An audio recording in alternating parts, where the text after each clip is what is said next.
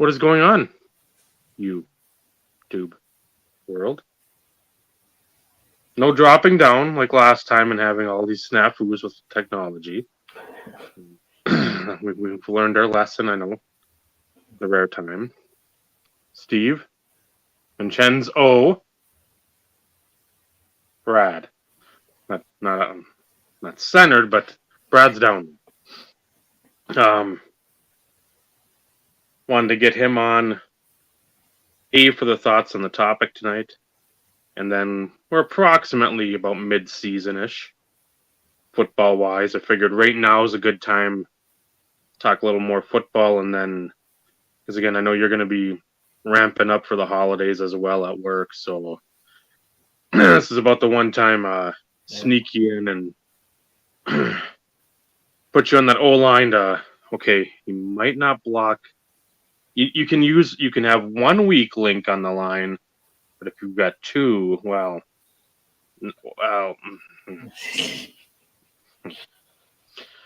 that theory just shit the shit. Yeah, you didn't think that one through, Dave. At first, obviously. So, how are you, Brad? We'll start with you. How are you? Things are going pretty well. Obviously, work sucks this time of year, but other than that, I'm going pretty well. Yeah. Weather you ain't good? The weather's actually been good. Yes, I'm around the 60s high 50s and 60s, and no rain. So I'm loving that. So yeah, weather's actually been perfect. Normally it just rains all the time and gets 40, and I'd take that. Yeah. I saw one of your videos. You got snowed, didn't you? Yeah, it's been we get some measurable snow over the weekend. 2 to 3 inches, which isn't terrible. That's what she said. But now it's like sleeting out there. We're supposed to do like ice overnight, and always makes it fun for the morning commute because you never know if the plow trucks have decided to do anything at all, and you just hope you can get out. My driveway sort of circumvents around and onto the Central Avenue, which is a highway out of town, and then but you go that way, and then it's like I don't want to slide off. Again, there's trees and brush there. If I went back over that way, it's like a direct L, or like a snake, like an S, maybe that, and then come out on another road in town. I'm like, I can't do that because too risky to go over the little edge there. But this one isn't bad, but it's just always it's that little incline onto the road. And again, it's too early for road hazards. I mean, it's, right. It's one thing to get like flurries that don't really stick, but yeah, it's too early for that. Yeah, because then like Sunday it rained all day. It was like literally just like a monsoon. I mean, not like downpour, but steady rain. Nothing we had all summer. And then most of the day or the morning Monday, then it turned into like big heavy snowflakes. So I'm like, good. Just what we need. Last like 3-4 years, it's been you get rain, a coat of ice, and then immediately like drops like 20 degrees. Really?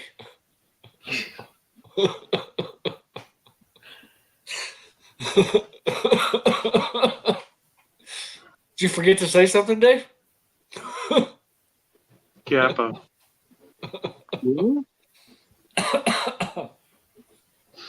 So leave it to Paul with the song reference. It was, Paul. It was a cold November rain. Like a high of 38, 37. So, I mean, it was legit cold. So, but It's that time of year when the weather turns to shit on a dime. And of course, volleyball team they went down to Minneapolis or St. Paul today. And I think Wednesday it looks like there's like rain/snow. Again, I highly doubt I'll be going to that game.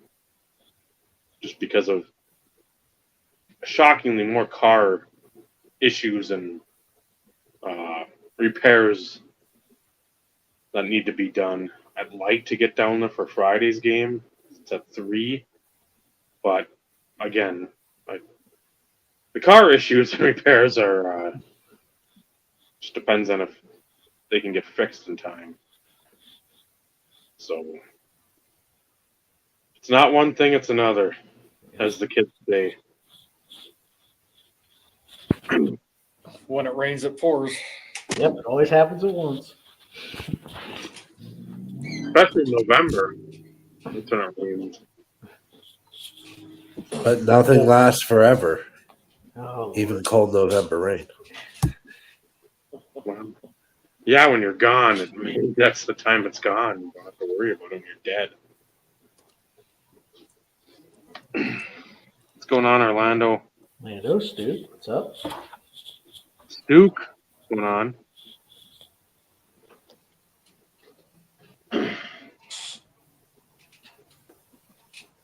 Weather here has been warm. That's all I got for you. I think we were near a record today. But what that was, I couldn't tell you. Because I really didn't pay attention. 84? 85? 87? Hadn't been paying much attention to the weather lately, Well, which is unusual. if it's nice out, I mean, Yeah, but so I try and pay more attention only for the simple fact that North Texas weather is not near as drastic as Michigan or Minnesota or even Ohio for that matter. Like any indication of bad weather or significant drop in temperature, everybody freaks the fuck out here. So I do try and pay attention because I sure the hell don't want to be getting up in the morning, making my coffee, coming outside in shorts and freezing my ass off because I didn't pay attention to the weather. So I just knew it was supposed to be a little warm, at least to start the week. And I know we have, I think, rain in the forecast on Thursday, I think, with a little bit of a cool down. But nothing like terrible cold yet. Of course, we are just now into November, so.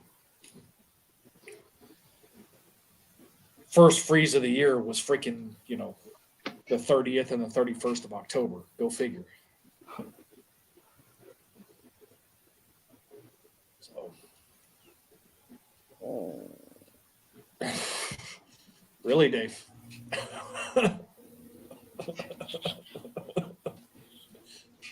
Are you struggling? not yet. That's kind of what my stomach has felt like.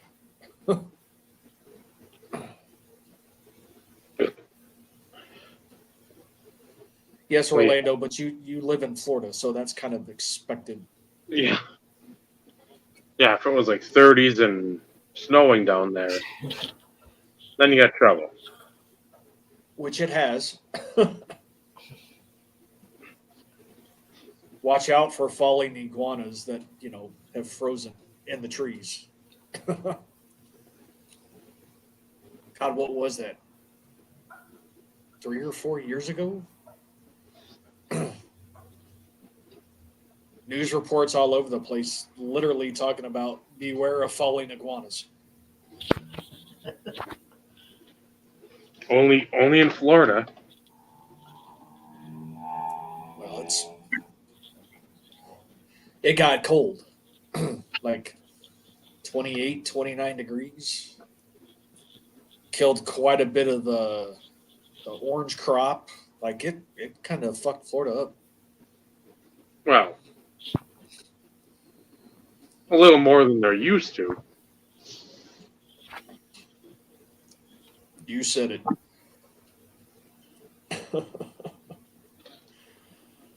Yes, Dave went there. Sort of. Sort of a precursor for next week, possibly. Maybe. Possibly. Maybe. There might be one person on screen, and that's it.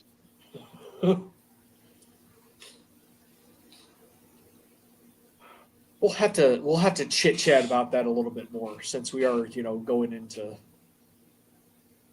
a certain season. We're not going to whore ourselves out by any stretch of the imagination, but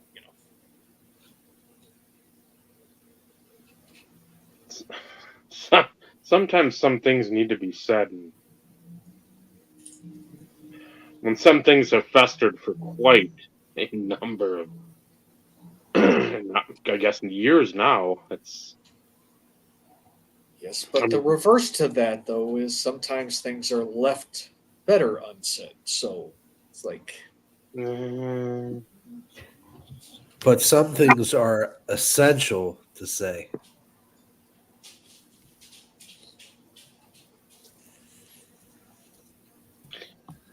Steve, you have to give him his flowers on that. I'm gonna retire. No, you're not. Just gonna retire. I'm gonna ride off into the sunset. Well, at least you could teach us a few things then. And then you'll have No. time to work on your curio cabinet and fill it with your collectibles. And then you have all the time in the world to get the proper lighting, and then you'll be fine. My curio cabinet is not made for my card collectibles. It has Well, then other things in it. You have to work on that setup. I fucking hate both of you. Brad's like, where did it come on now? I regret nothing. That would be one of my hobby regrets. Anyways,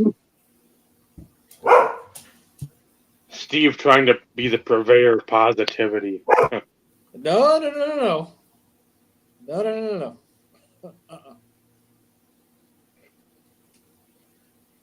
That is not the case.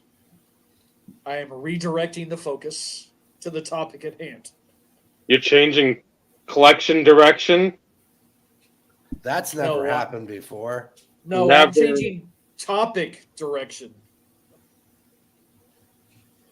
Brad, trust me, you don't want to know. Yes, it just went out, brother. Sometimes you can piece it together after a while. But I was going to say, got to give Brad some credit. I don't own. Okay, that would have been a lie. I was going to say I do have one Hummel, but that was a hand-me-down, and that's not in the curio cabinet, for the record. Was it a variation or almost like a case hit on the Hummel? No, it is not. Is it numbered?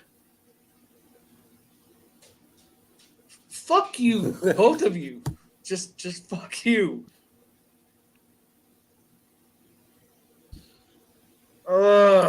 Hey now, this is a family show. Thank you. Fuck you.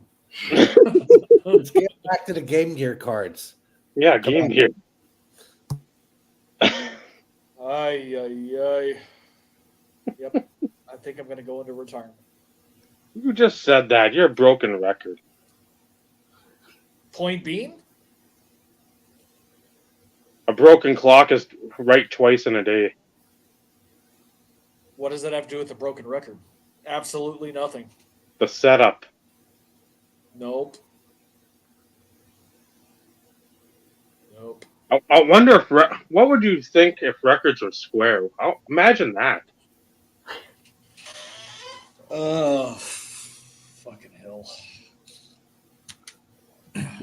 On behalf of the IRP, Brad, I would like to sincerely apologize for the two other individuals on this panel this evening. Does Panini make records? I wish they did. Maybe there's a master class out there I could take and educate myself.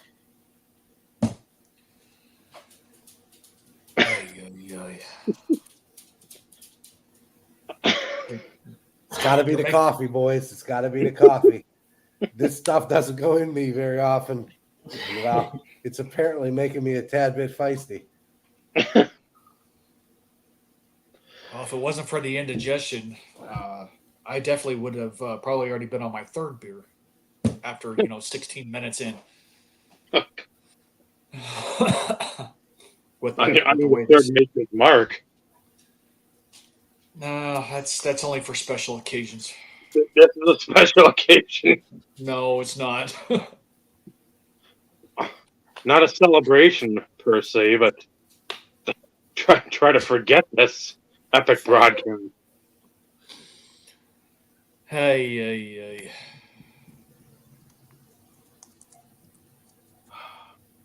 Anyways.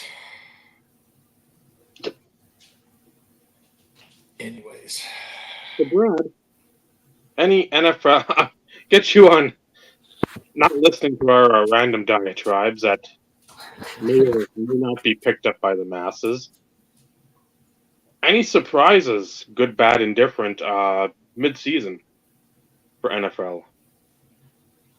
Yeah, I'm surprised how good the Jets still are, being they have no quarterback. Like even take last night. If they just wouldn't have turned the ball over, that game would have been like a 9-6 ball game. But yeah, the Jets are actually really surprising me because they literally dominate every quarterback. Now they're 4-4 because they don't have a quarterback. But yeah, what I feared at the start of the season, I said if they ever found a quarterback, I actually thought they were contenders for the Super Bowl. That has proven to be the case with that defense. I think it's the best in the league because they can play against every style. Mm-hmm.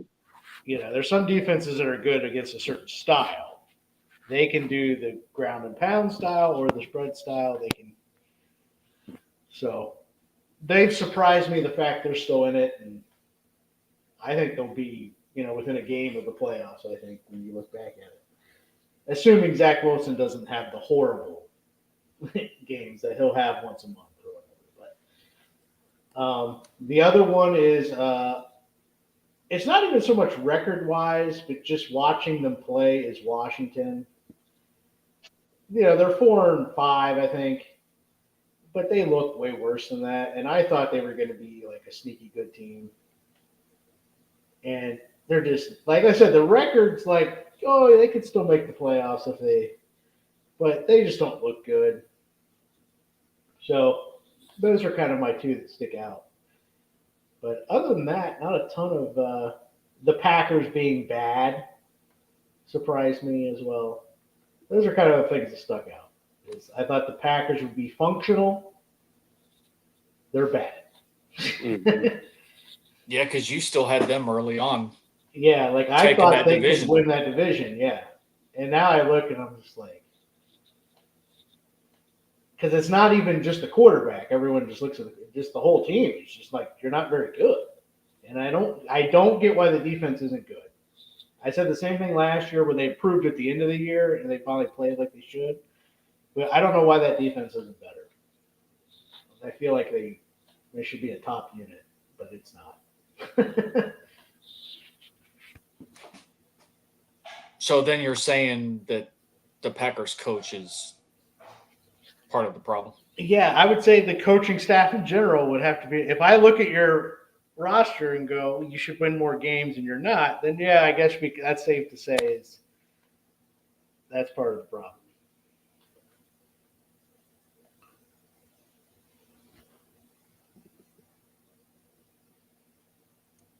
See, I mean, I would use that as an excuse, but like the Steelers' defense is on the field all the time. Mm-hmm. You know, the Jets' defense is on the field all the time. They're always on the field. You know, so if you are a top tier unit, it doesn't matter. Yeah. But they are the top tier unit, which is where I feel like maybe they should at least be close to that, and they're not.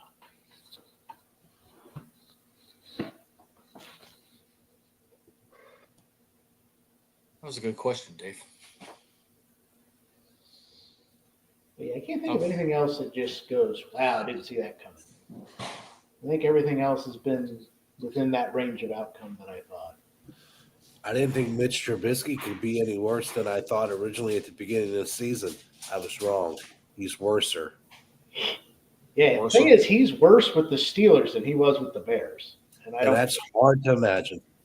Yeah. He is worser, better half. He is worser. You don't forget, he actually had one really good season with the Bears, really. Pretty good season, you know. Good by him. On a curve, he actually had one really good season with the Bears. If they actually had a backup quarterback that could, well, actually, I wish they had a starting quarterback that Kenny could still be carrying a clipboard and learning from. The kid might actually have a chance. He's decent. But I have a bad feeling they're going to burn him out in 2 or 3 seasons, and they'll be moving on to the next thing. Yeah, I saw they're the first team to ever be 5-3 and be outgained in all 8 games. First team to ever do that. Anybody have everybody's favorite head coach is the first one to be canned? No. I know that was brought up as a topic of conversation. Yeah, I think he was one of the first ones. Him, and I thought maybe Dennis Allen for the Saints if they got off to a slow start, but they're about where we thought they'd be. So yeah, McDaniels was kind of the obvious. But I just wasn't sure if they'd do it because of the money problem, because they're still paying John Gruden too. So, and there's talk, you know, how he's not a cash-rich owner. Mm-hmm. Right. So that's the only reason why I thought maybe he'd survive another year. But no, it just got so bad, you just have to do it. Players give up, then you got to do it. It's just the way it is. Well, that just goes to show you he's now tried and failed with 2 teams. Oh. Like, he's an offensive coordinator. That's what he does well. That's where he needs to stay. Yep. Like, somehow, shape, form, or fashion, like I have a feeling somehow he'll be given one more shot somewhere. Not sure why, because he doesn't deserve it. He's tried twice. He's tried twice and failed. I think the most hilarious thing would be Belichick moves on, and the Patriots hire him. That's what I'm rooting for. That would be like. That would be it, but somehow that's what seems logical, anyways. Because I mean, Belichick didn't get any younger. You know, and that talk about the extension thing, a lot of people don't realize that guy's been working on a lot of 1-2 year deals for the last 6-7 years. So when they say before the season was extension, that could just be this year's. Mm-hmm. You know, you just assume, because most people, when you say extension, that's 2-3 years down the road. He's been working off 1-2 years at a time for a while now. So it's possible he's not even under contract after this season. And there's a lot of smoke coming out of like Washington, but I don't think they. it's got to be a cheap deal for him because I don't think they got the money to burn up on a coach that's 91 years old or whatever and try to get the band back together. Again, with like Patricia, McDaniels, all these guys as like their coordinators. Again, it's like how many times have we seen teams try to do that? Catch lightning in a bottle with again, McDaniels. There's no lightning in the first place, but I mean, you say even 3 times for him because I think he took the Colts job, but he went back on it. Yeah, right. So I mean, if anybody gives him a job, I hope that team is absolutely crucified because he's done nothing to earn anything, and he's lost pretty much every locker room that he's been in charge of. So if you're the GM or you're an owner, I hope people just do whatever they can to make your life a living hell, because that is just absolutely asinine. Where there's no, again, we don't talk politics on here, but when you have a presidential, you have 1A and 1B. Those are your 2 options. It's combined age of like 160. Yeah, right. You're saying that those are the best 2 candidates for leading the most powerful country in the free world. There's trouble afoot. Yeah. So I mean, that's the same issue there, where it's like Bill Belichick. I would not want him as a coach. I mean, there might be moments of levity where there's some fun comments he makes, but it's his delivery. It's not him being funny.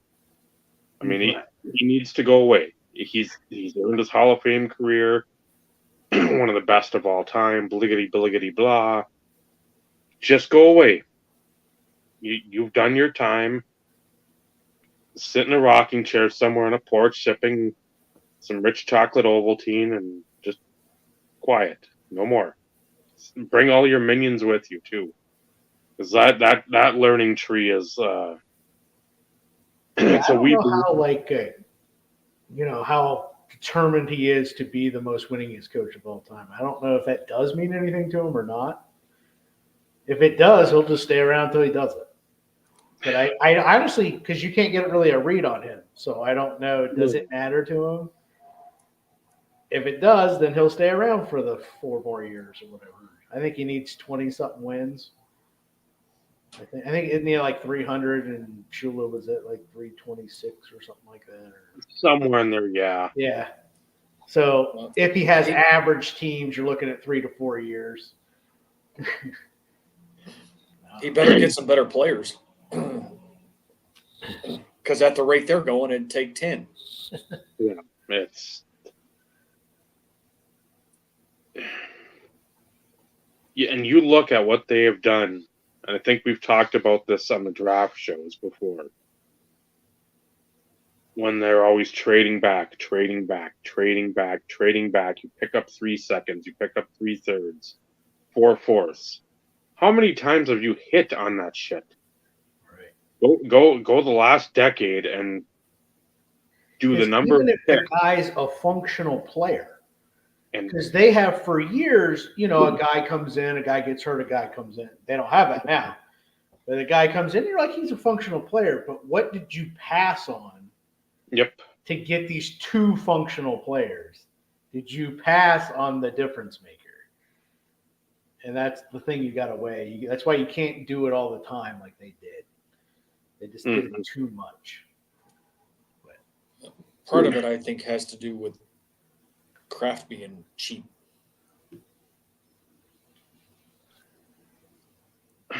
Just throwing that out there. I mean, it is, but the only time it matters is the upfront money and the signing bonus.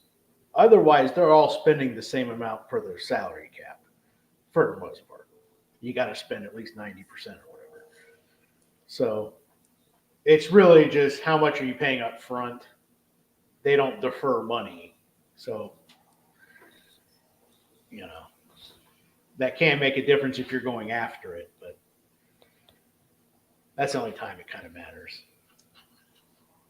Like, imagine if the Bengals did that, how loaded their teams would be if their owner was willing to defer money like that. Pay off signing bonuses up front. Oh, that team would be scary.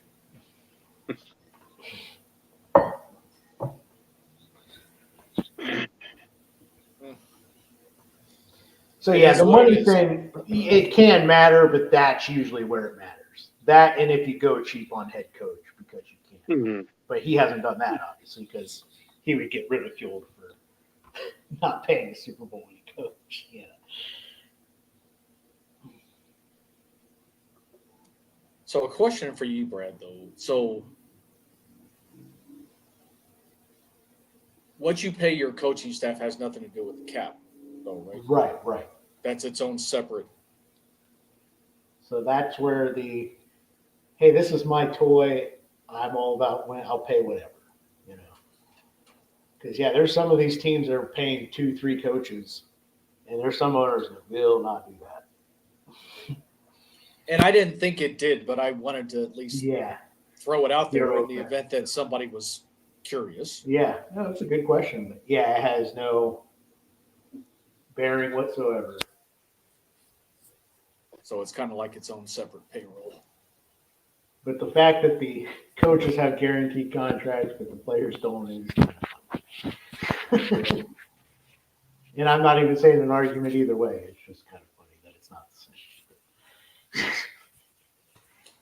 Yeah, you would think that owners would get partially smart with that and be like, instead of guaranteed money, this is your base salary, but you get X if you win this many games or if you make the, you know what I mean? Yeah. Make it incentive based, because then you would have more coaches. And this is my opinion. I could see it creating more of opportunities for coaches to try and, push their team to be better, Mhm. find ways to make their team better. Because yes, it's a team sport, but at the end of the day, most people nowadays, all they give a shit about is how much money they make. Like they don't. Back in the 80s, 90s, yeah, there was some big contracts in those days, early 2000s. But it seemed like more players, more coaches, they wanted to win. It wasn't about how much am I worth? No, wait, I'll restructure my contract in order to keep player A, B, and C and give us a chance at winning. Yep. You don't see that anymore. Back then, players actually took pay cuts. Now they restructure but don't take pay cuts. Mhm. They just move it down to the next where, hey, I'll take my money up front so you can lower my cap number. But you're just paying for it later. But yeah, as you said, they're not taking pay cuts anymore.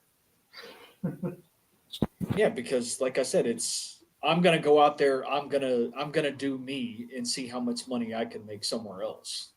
Like I don't give a shit about making the postseason. I don't give a shit about winning a championship. Well, and like let's face it, I'm partially speaking out of context because I'm not a pro athlete. But it seems as there are too many people focused on, what's next, how much money can I make, instead of trying to. I think they want to win, but they want to be the reason they win. If that makes sense. Like take Devontae Adams. He pretty much said the quiet thing out loud. I want my stats. Yeah, I want to win, but I want my stats. I always say Carmelo Anthony in basketball was always like that, where he wanted to win, but he wanted to be the reason they won. Yeah, but selfishness in team sports don't work. All right. I mean, that's evident. So yeah, it's definitely different. That's why if you can find the mix, because winning is fun. So that's why if you can build that culture, then people, I think, eventually, to a lesser degree, will have less of a problem. But that's why it's important to have a culture, because Well, and other players may want to play for you, Right. even for a little bit less money, because Yeah, that's where the vets who haven't won anything, or maybe they've won a lot and are like, I ain't playing for losers. You know, I'll take $4 million instead of 7, or whatever. You know. So, yeah. just a dying breed, it seems. Yep.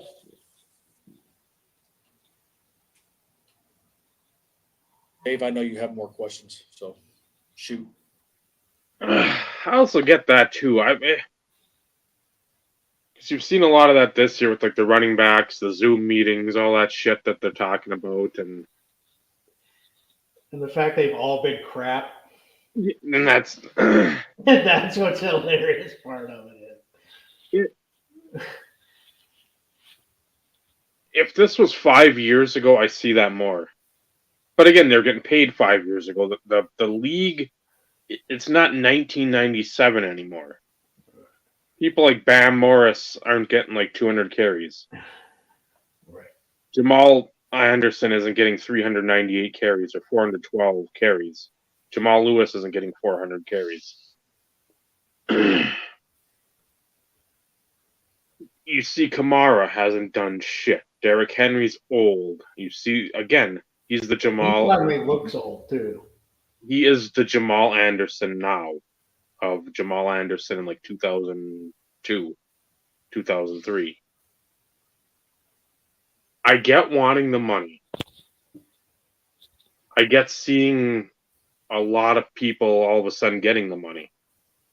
Receivers going from like a second class citizen to like the gems of the free agent class. If you're not cognizant of like where the league's going, that's on you. Dalvin Cook, another example, just legitimate garbage. But I get where some of these guys are.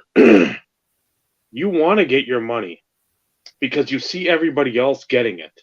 Yeah. And it's like, okay, this coach coming from, let's say, Penn State, whatever coaches at Penn State coming to coach is getting $6 million a year. And you're looking around and like, well, the last 4 years I'm a D end. I've averaged 70 tackles, 12 sacks, like 8 passes defended, like 25 hurries, an interception, and like 28 tackles, 35 tackles for loss. And I'm getting $6 million a year. It's not because of his scheme. It's because of the work I'm putting in, the talent I'm portraying on the field. Like, I want my Yannick Ngikwe, like 15 million, my Max Crosby. I want to get paid like them, or I'm like, I know I'm not going to get paid like Bosa, but I want to give me that second tier. And when you say I'm like 8 million, you're saying we got to restructure. Be like, you're not doing me any favors. Yeah, I can play for a winner, but in the argument will be, well, like, how much do you need to feed your family? Because you hear that a lot. I need the Latrell Sprewell shit. I can't feed my family at $7 million a year.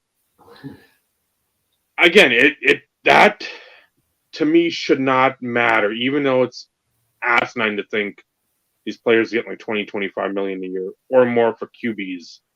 The Kyler Murrays, the Deshaun Watsons, who are just fucking garbage. But that's irrelevant in the grand scheme of how you go on the field, give what you've got, put the time in. If you perform, you should earn your money. Because again, the league is fucking literally printing money. It's the Federal Reserve. The money, just anything they do fucking pours out. And then if you got these executives that are making how much, if you're reading in the paper, then seeing in like the Wall Street Journal, you're seeing how much these franchises are valued. It's like, well, if my performance in the field is leading to multiple playoff appearances, Super Bowl appearances. I'm getting sponsorship deals. It's like, yeah, that's great income too, but if I'm putting the time in to get better on the field, I want my slice of the pie, because the time in the NFL or any sport, especially with contact, most of the time is a pretty finite time. So I get where when you say, oh, it's a cap casualty, he didn't want to take a pay cut. Well, if somebody's taken like a pay cut 2 or 3 times, look around the room. Don't come back to me. I've helped you out. There's more people. You got 53 guys on the roster. Cut that in half, because most of those guys are going to be in the I won't say the nickel and dime range, but like 4 or 5 million and under. You're not going to be like, hey, take a pay cut on that. It's like, no, I'm not making anything anyway if you're taking all the expenses of the year. So again, a lot of these guys have trainers or staff to help them get ready for the season. It's not just like we go on Zoom, talk about it, and then we go and eat some chunky soup and go to sleep. Yeah, they don't see half the money you see. You know, if you think they make 12, they get about 6. Mm-hmm. You know. Well, Eric Armstead, did you see where he released his game day check and what they take out of it? 49%. Now he plays in California, mind you, so he only gets 51% of what he makes. Now again, he's rich. We're not feeling sorry for him, but that's nuts. You know, just in general, that's nuts. No, because I mean they pay taxes just like we do. X percentage goes to their agent. You know. So I mean, they have expenses. But even at the end of the day, they're still doing a hell of a lot better than all of us combined. Financially. I get that. Yeah, but that's not their problem. You know, they're just getting what someone's willing to pay them. You know, I'd take it. And I can't argue against that because look, they're professional athletes. They are a small percentage that get to taste it and get a chance to do it. Something that, you know, a lot of the youth of this world dreams of doing. They deserve to get paid. That's not what I'm getting at. But like and I'll allude to Caleb Williams talking about percentage ownership. You know, like, who the fuck are you? You haven't stepped foot on a damn NFL football field, and you're already setting that expectation. Well, what happens if you suck and the team doesn't want you anymore, and somebody picks you up and you're still partial owner of it? That's a conflict of interest here. Mm-hmm. Like, that won't work. Who the fuck do you think you are in order to do something like that? Like,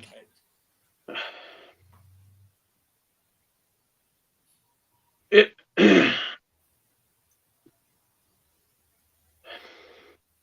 Again, if anybody bites, they're stupid. I'd say kudos to Caleb, though, for just. He's fishing. You're fishing. You're seeing it. Somebody nibbles. he's up in the bar. Look, I get it. I mean, I do, to a degree. But they've already started allowing college players to get paid. So some of these guys are already tasting millions of dollars as it is through endorsements and everything else, which they should have done that a long time ago, to be honest, because the amount of money these athletes bring to the universities is fucking ridiculous. But, like, on the flip side, look, I'm playing devil's advocate here. What's going to be next, though? I want my own personal private jet. I want the team to fucking pay for my $5 million house. You know, like, I mean, what's next?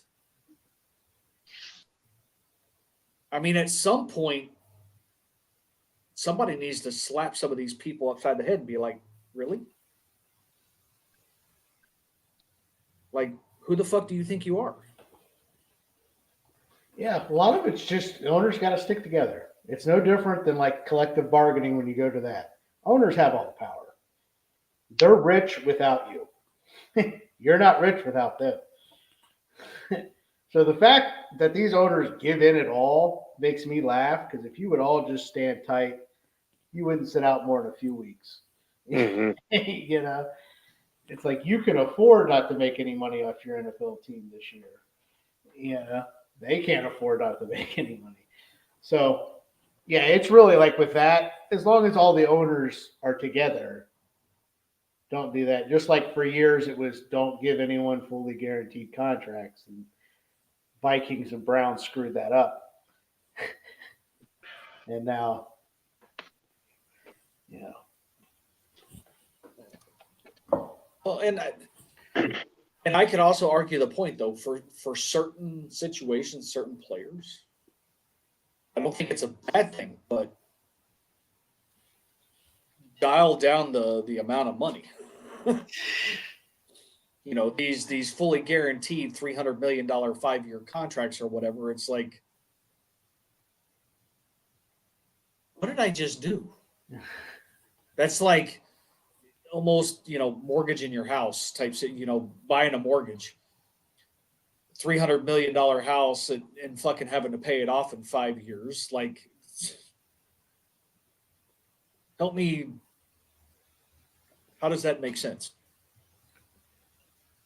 Well, that not It's- only that when you give up again, it's just I get owners when they have a team that hasn't been very fruitful or productive or successful in the swing for the fences. But you're fucking swinging for like another fucking galaxy. You give up multiple first round picks, multiple seconds, a third.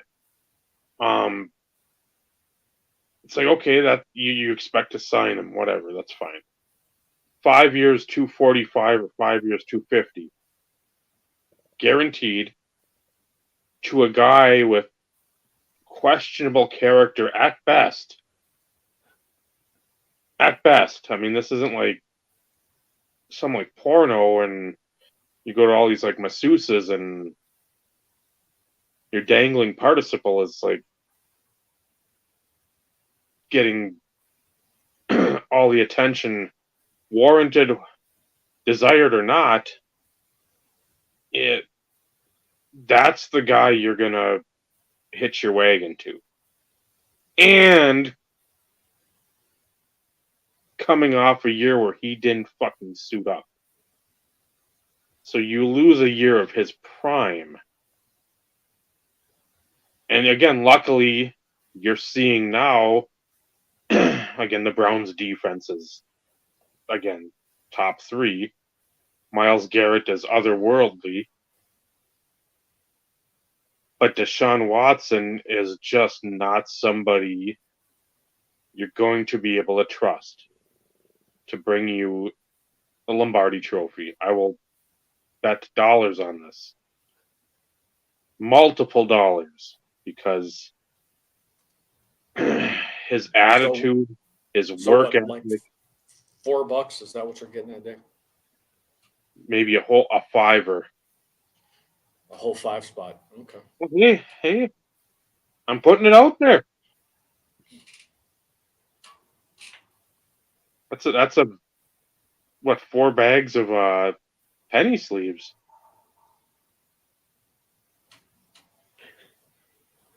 Hey, So why don't you just bet 5 packages of penny sleeves and call it a day? well, I got the $5. I don't have the 5 packages of penny sleeves. Well, that's yeah, that that's might have been a problem. good segue into betting.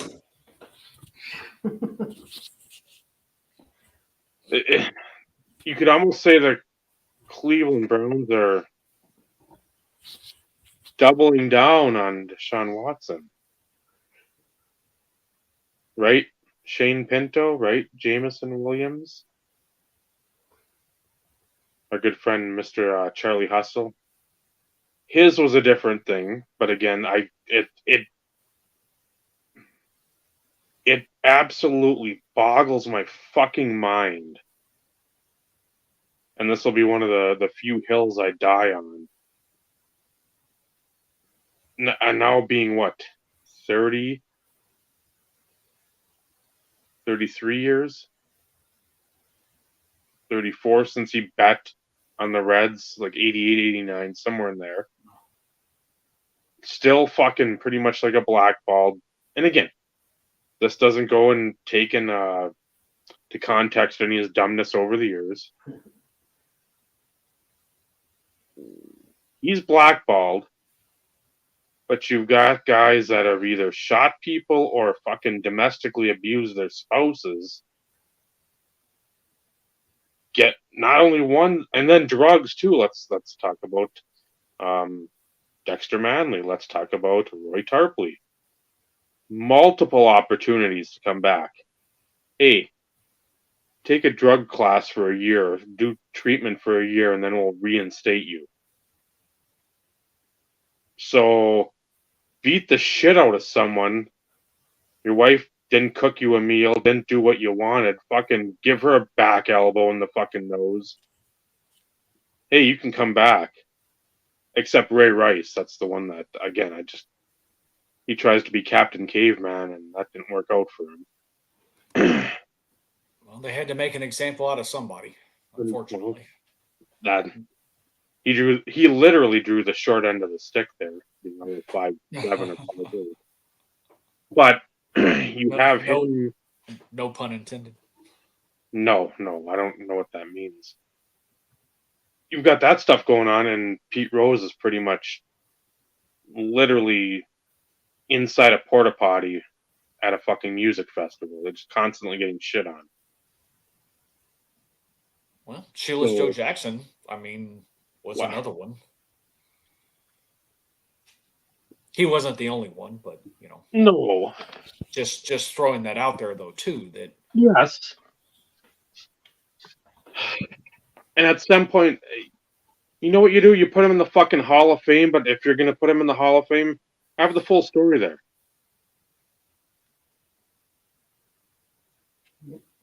Yeah, exactly. LT. Now, I will say, from their point of view, this whole gambling business, if you are a horrible person, that does not affect their game. So you're a wife beater, does not affect how you watch football, okay? And how you spend on football if there's a wife beater out there, right? But what does affect your watching habits is if you watch a game and truly think something's going on via points.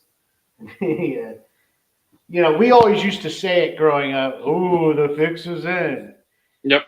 The biggest issue with stuff now is now you actually start to wonder, with the way betting has gotten, is the fix in when you watch some of these games. And that is why this is going to backfire on them so hard, and already is, about them pushing gambling so much that now we don't watch it and say it is a joke anymore. Because most of us, we knew occasionally there'd be a ref but for the most part, games were not fixed. Okay. Nowadays, you really do wonder, because there's so much more money in it now. Wait, they could actually make more money throwing points or shaving points than they make on their contract now. Yeah, much like back in the day, where that's why guys would do it, because they didn't make money back then. Mm-hmm. Now betting has gotten so big that now people will watch it at times and truly wonder if what I'm seeing legit. And that is the worst thing you can have in your game. So that's why they came down on this gambling so hard. But the stupidness of it is you're the one that pushed the gambling in the first place. Down our throats with commercials and all this junk. So it's like that was the thing you were most afraid of, but you're the one that brought it in the house, Mm-hmm.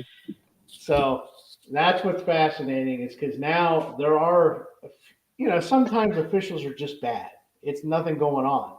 But the problem is now we're going to start to look at it. Well, what was the spread? Where did all the money come in? Mm-hmm. I never really thought like that, like as a for real thing. And now I have looked at a couple this season. Ravens Cardinals. So 92% of the money came in on the Ravens in that game. This was a couple weeks ago. The fact that the Cardinals covered that, if you remember that crazy ending that last 4 minutes, there is no way they cover that game.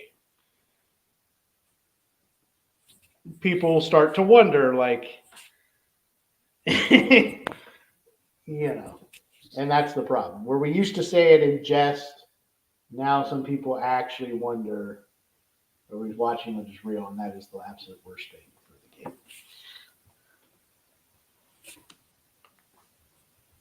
So, question, or does anybody know? Like, I know the NFL has like their gambling policy. I'll call it their policy.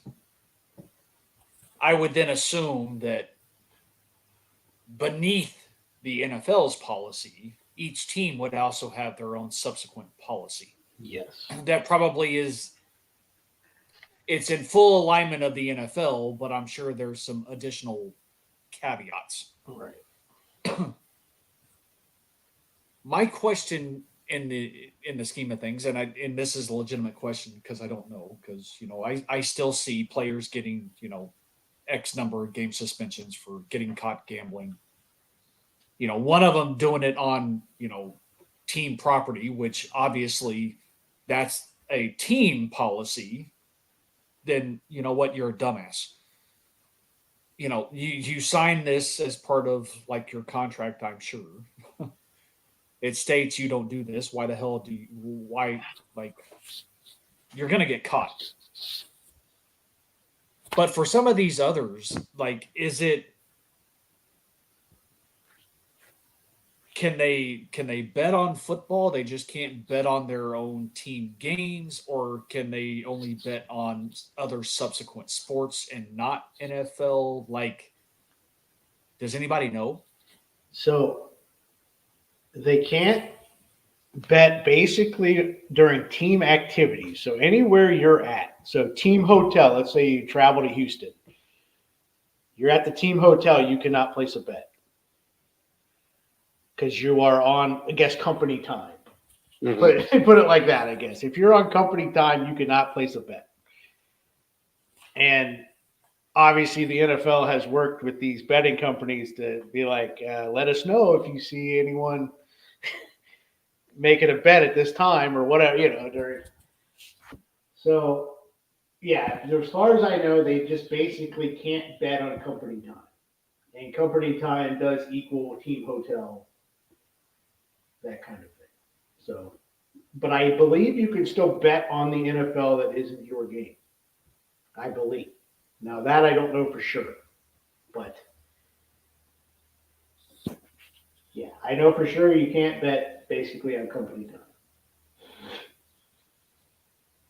That goes for anything. Tennis, whatever. Because I think the Lions players, I think they were betting tennis or something like that. It was something odd. And it was in the facility because one of their, like, the strength coach or somebody was like drumming up support or interest there, and I think he got shuffled on out of the organization. But you had, and that was out. But I do need to look up to see if they can bet on NFL games, though, that isn't their own, obviously. That I don't know. I don't know if they are allowed to bet on NFL at all or not.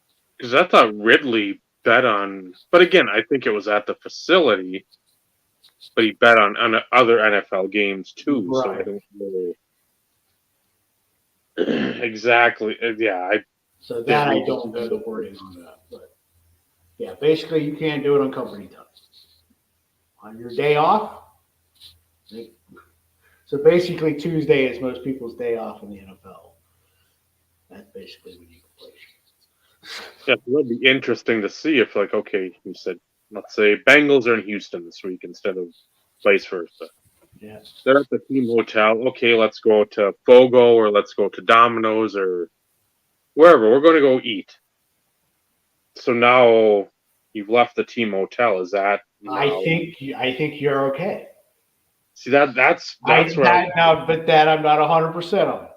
But you would be on company time, though. But technically, are you still on company? That's the thing. exactly. So is it just, like, how they all have, hey, you need to be in your hotel at this date? Like- I have no idea. That's a good question. I don't know what to say because I don't know for sure. Is that still company time, even though you're not at the team hotel?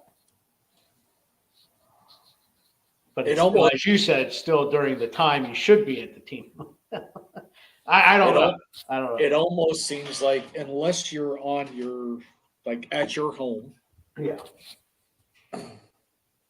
then basically you're kind of quote unquote locked out.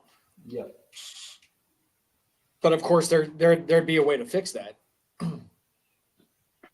As part of the verification to have an account, you confirm whether you're not a professional player, and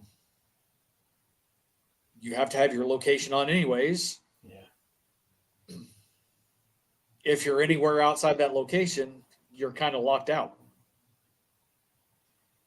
So you could kind of get in front of it to where it wouldn't be an issue, so to speak, or a potential issue. But then you get into now I've got Big Brother watching me and they're telling me what I can and can't do. Well, no, you're a professional athlete. You're in the freaking eyes of the public. You signed a contract. This is the rules. This is the regulations. As part of that, this is what you are agreeing to. If you don't agree to it, then bye.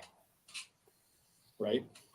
But then you got one of your boys from your crew do the betting for you.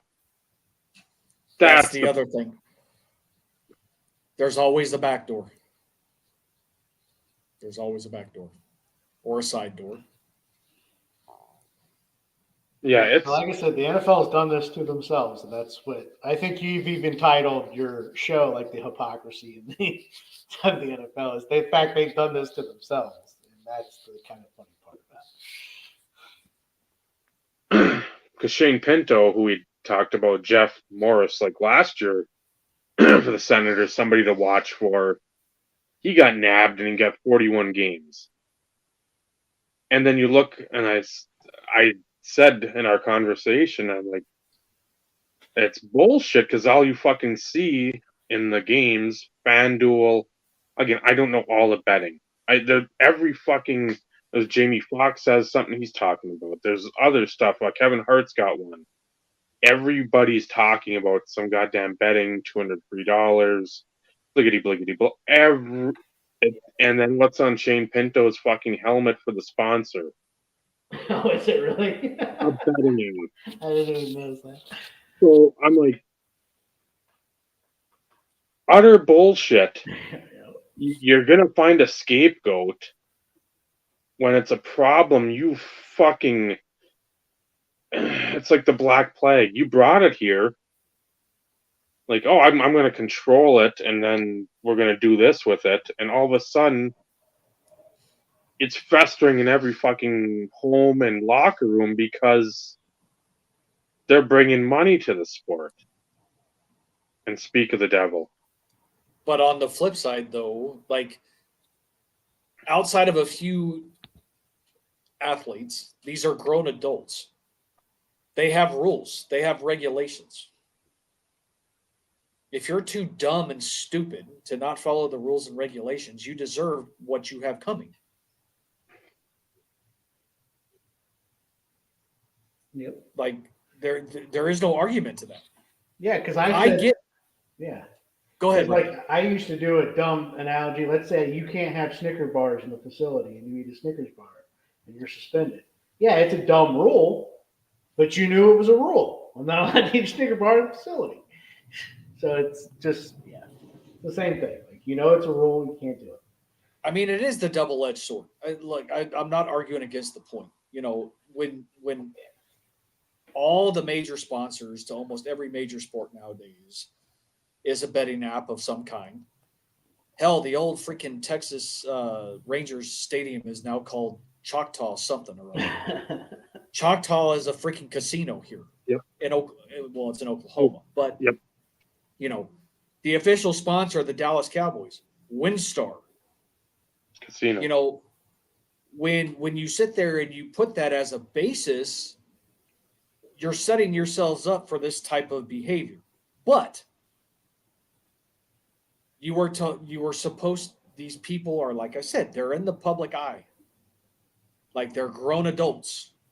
There are rules, there are regulations. If you don't follow the rules, you get in trouble.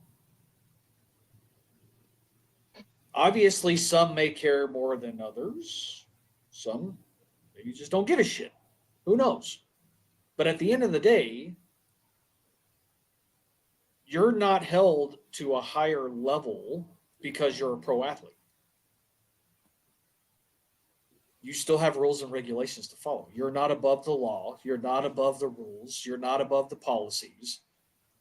Like, I don't feel sorry for them. I don't. It's either that or you're too stupid and you got caught. But yeah, I think these leagues should not let their athletes bet on their sport. Because the problem is these athletes have too much money where they can move lines. Because I have gotten in, I don't make any bets, but I have gotten into watching certain betting guys who like do this for a living. And when I say do it for a living, like they will put 100 G's on a game. And basically, from the way I understand it, is 100 G's at a time can move a line. That's how much it takes usually to start moving a line. Yeah. So these athletes have that.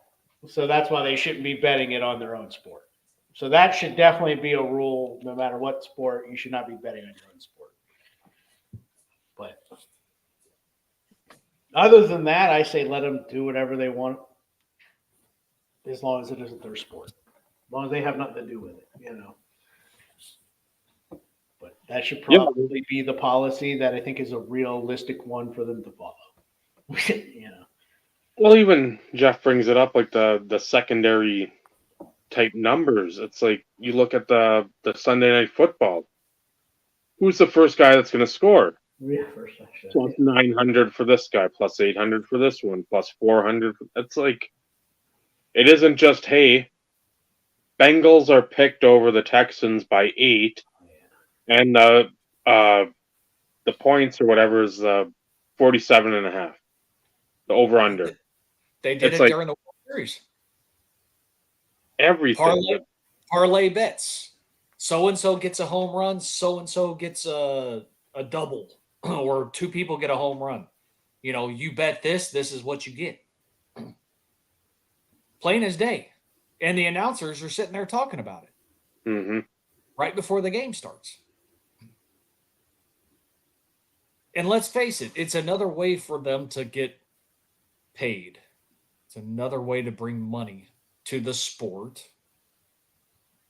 But it has to be, like, it almost has to be regulated more than other things. Because if not, shit's going to get out of hand. You know, look how much money old Mattress Mac won when freaking Houston won the World Series. And how pissed off he got when Texas beat him in 7 games to go on to the World Series. If you can't afford it, don't place the bets. Yeah.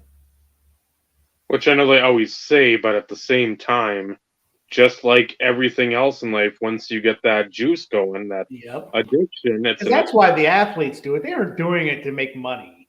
They're doing it for the rush of it. They're doing it, you know.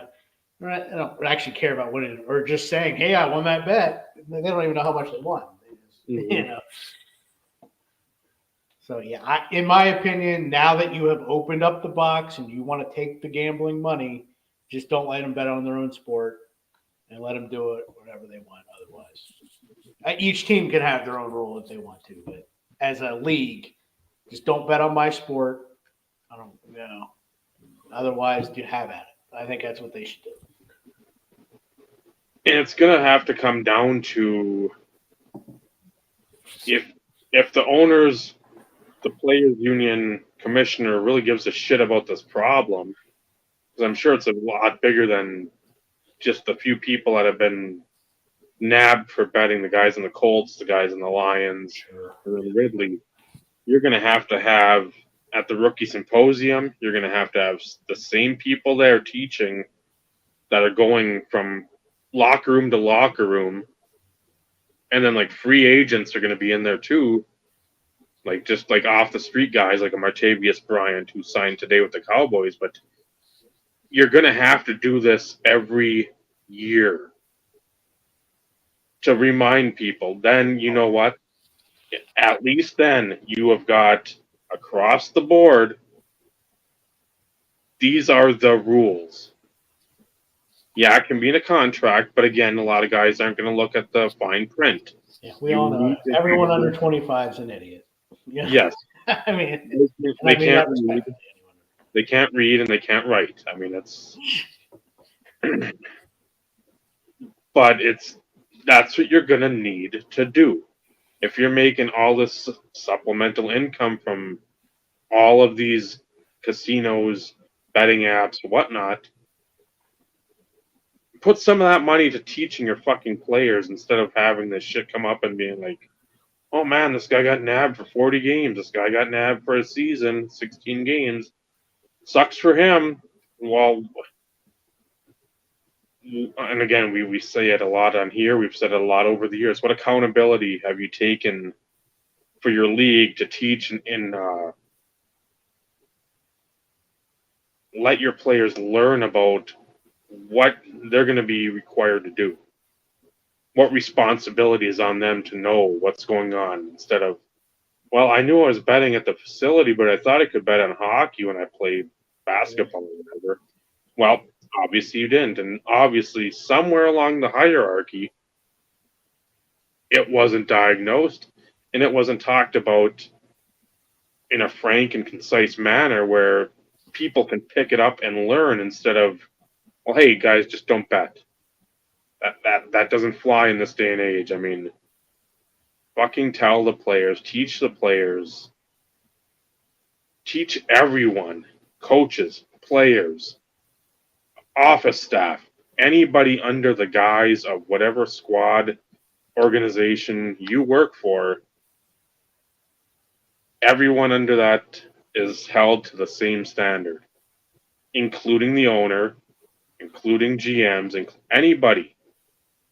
From the guy that shines the shoes to the owner. That's everybody is equal when it comes to that regard instead of, well, Jameson Williams, you only get like 4 games. You other guys, you're cut.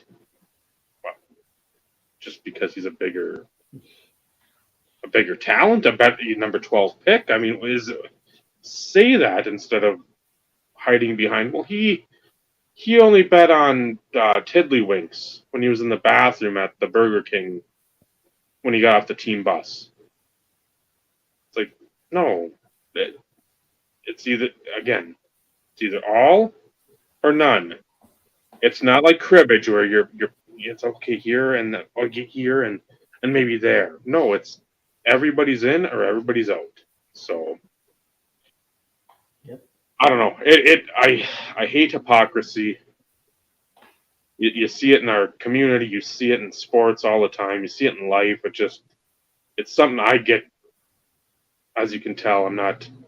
Yep. It's like a Ryan Bannister type of level. It's not my usual level. So,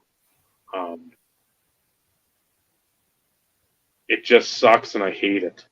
And you hope for a level playing field, but you know that's never going to happen. So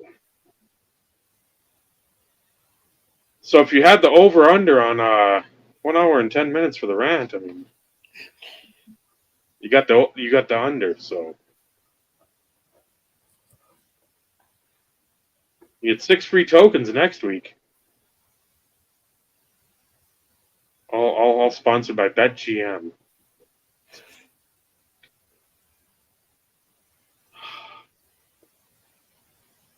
We wouldn't know what to do with ourselves if we were sponsored.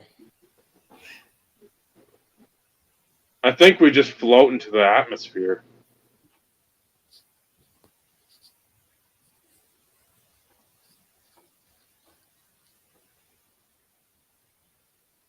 Steve has nothing. Yeah, I was waiting for the He's response. given up. He's, If I don't say anything, then it doesn't stick, Dave. hey, now. So yeah, my personal feelings. I wish they would just go back to banning it. I don't want to see it on the TV. It's best for the world in general. Not trying to be telling you what to do, but 75% of people can't bet responsibly, and you know they can't bet responsibly, No. and that's why you make money off of it because you know 75% of people are morons. That too. So yeah, I would be all for just keeping it as much out of the game as possible. You know, leave it up to the people who want to try to do it professionally or put $5. But I don't want you promoting it because we all know it just ends bad more times than not. Just for the world in general, Yeah. I would rather it just. I don't want to see it. All about the money, man. Yep.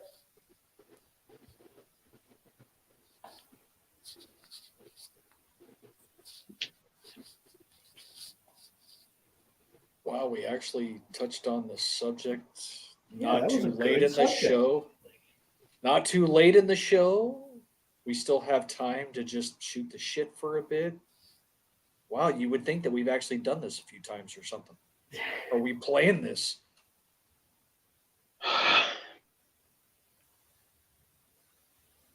It happens, but it's rare. I mean, it's like a 1 in 12 type pull. I mean, if you want to use odds. The only time we ever have a plane is when we have Jeff. Really. If you think about it. Well, Brad, when he's usually on, we have, if not a plan, just sort of like we know what we're going to get into. Just when it sort of matriculates down that particular road, that's another question. Or You want to talk about the World Series? It's over though. Sure, we can talk about the World I was Series. just joking because I didn't watch even one inning of it, so I have no idea. Shame on you, Brad. As I said, there we go. I saw that the other day. Oh, yeah, I laughed at that. I'll give credit to the article. They at least called him out. Yep. It's like, yeah, he was under investigation for scamming people. Basically, I was like, well, at least they reported it. Like, but yeah, he's just a guy. I mean, you could argue he's an NFL player still. But yeah, he's just a guy. Well, didn't he sign with somebody? Yes, he actually did sign with someone. I'm blanking on who. Carolina? That's what I was getting ready to say. I think that's who it was. Pretty sure to the Carolina practice squad. Let's see. Well, if Vinny was, sitting there instead of, Door, You're right, Carolina. he's It is Carolina. he's the Googler, but yet, So you I won't be didn't seeing him Thursday. Google, but I was snapping into a Slim Jim. So give me a break. Kit Kat bar? unacceptable. Huh? Kit Kat bar? Slim Jim. Well, you said give me a break. Well, But it makes you wonder how much money that guy was making off his stuff because he's only 29. When he quit, he was 27. And he was an NFL player. Like, he was going to be on a team. So it wasn't like. 11.5 million, I think, is what I saw. Yeah. Somewhere. So. Yeah, that's nuts. selling But- Pokemon cards is like a after NFL. Well, that's what I usually. That's why I was like, think about how much he had to be making. I didn't know what the number was. So.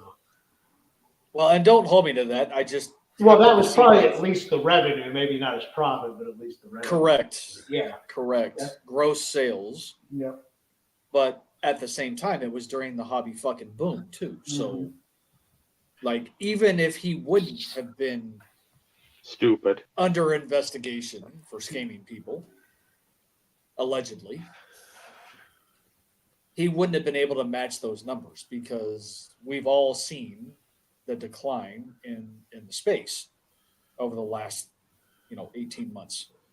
It's a steady decline. So you're not gonna net $5.5-6 million a year in gross sales year over year. It's just you're not going to do it. Not with the way the market is stabilizing. And I hope NFL fans don't let us down and we get a few good signs out of it too at the stadium. I better see a few good ones. Oh God. Especially the first game he's actually active. I better see a good sign. I don't even know what it would be, but I better see a good one. Yeah, because I don't know which ones. If he did the old Brandon Cooks to 99, because again I have not looked into. Right. I mean, if it was a Charizard, be like, please Blake, don't take my Charizard and have like a big Charizard card or like a stuffed plush or something or just something good. I mean, it's got to be good. Yeah. It had something to do with, I'll call them like mystery packs with perks. Like there was multipliers and all sorts of other weird And shit. I think he would hold, like, let's just say there was $1,000 card in there. They would intentionally, they knew what envelope it was and would hold it to the end. And you would auction off these packs so they would keep going for more and more money because you knew that $1,000 one was in there or whatever the total was.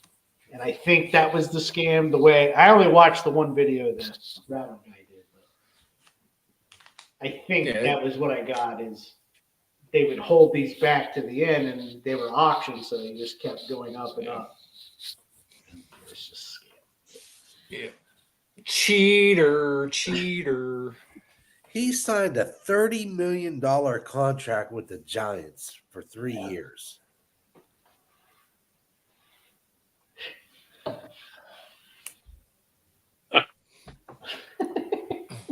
Got to catch them all. Why? Because gambling addiction, you see money where easy. Guess what? You're gonna gravitate towards that. Do I want to tear my body apart, or do I want to? Yeah, because I would like to believe he didn't start that business thinking I'm going to scam people out of money. I would doubt it. I would like to give the benefit of the doubt. So it's like I would like to think maybe he did. I don't. Well, was he a USC guy? I want to see him went to USC. That I don't know. Because I mean if he did, that would be something. I could they have a very rich history of shenanigans. You're Arizona, Stanford. Yeah. You're biased, Dick. A smart guy. Well, there you go. Could be just too smart for his own good, and like can try to do a social experiment. And how many stupid people are collecting Pokemon cards? And I have to agree with you though, Brad. Like, I think the vast majority of people are good. But it's one of those in which when you start seeing dollar signs and you can figure out ways to increase dollar signs, people are gonna take advantage of it. Money is the root of all evils. We all know this. I mean, we all know this. And was it intentional? We don't know. Was it somebody who was affiliated with him come up with the idea and he just, went along with it, not thinking anything of it, i.e., like you can't fix stupid? I mean, there's a lot of things that could go into play with this. And no, I'm not trying to give him the benefit of the doubt. I mean, he got busted.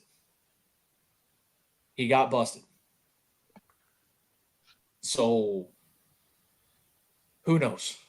But at the end of the day, the only reason why he was as successful as what he was is because of the boom. And maybe he also bought into all the influencers out there. Well, big money to be made.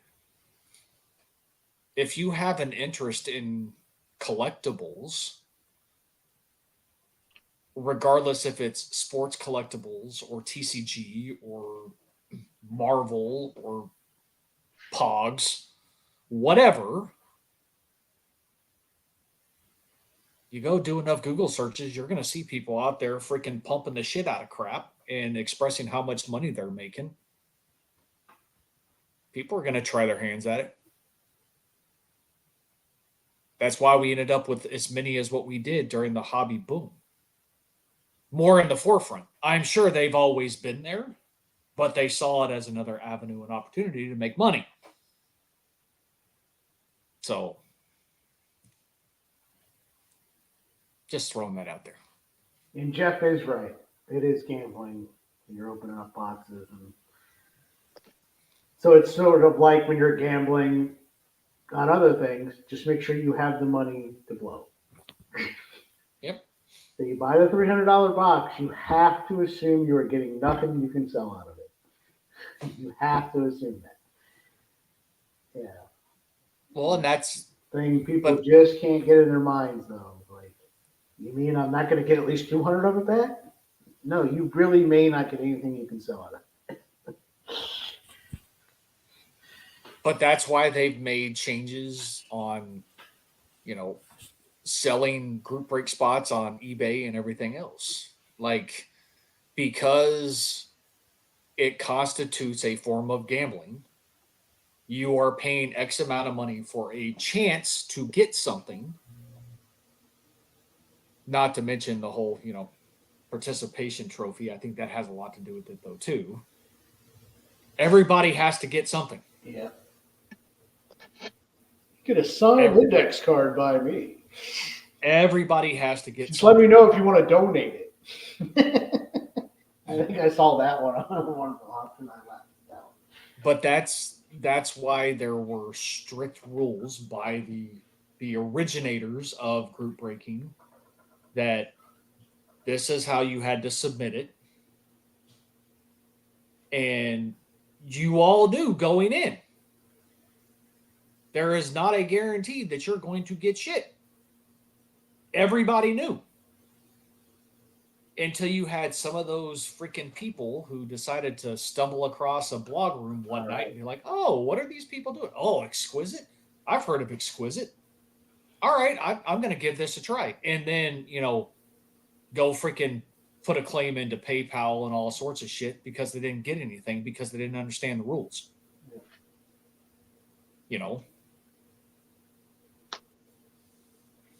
So it's, at the end of the day, it's gambling. Opening it up yourself, you're gambling personally. Yeah. But like I said, I don't deem anything as gambling if you can afford to lose it.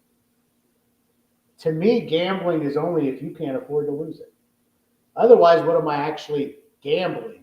What is the term gambling? You know what I mean? Mm-hmm. Like, I'm just doing something for fun.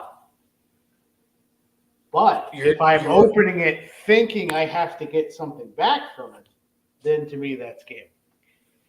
If I'm opening it, don't care if I get anything back from it, then it's just an entertainment value, no different than, paying for a movie. That's how you're appropriating some of your hobby funds instead of buying something else. You're just like, okay, I'll take this chance instead of. So, how many times do we see back in the day people come and go because they got so deep in group breaks and that was again I won't say a cheaper time, but it wasn't. yeah. There's a lot of stuff that you had like the mystery packs. If somebody bought a bunch of those, they didn't get one of the chase cards. It's like, okay, now you see when that stuff comes in within that week, when they can like sort of look at stuff, see what their credit card bill is, and it's like all of a sudden they've got a sale video. Huh. Why is that now? Yeah.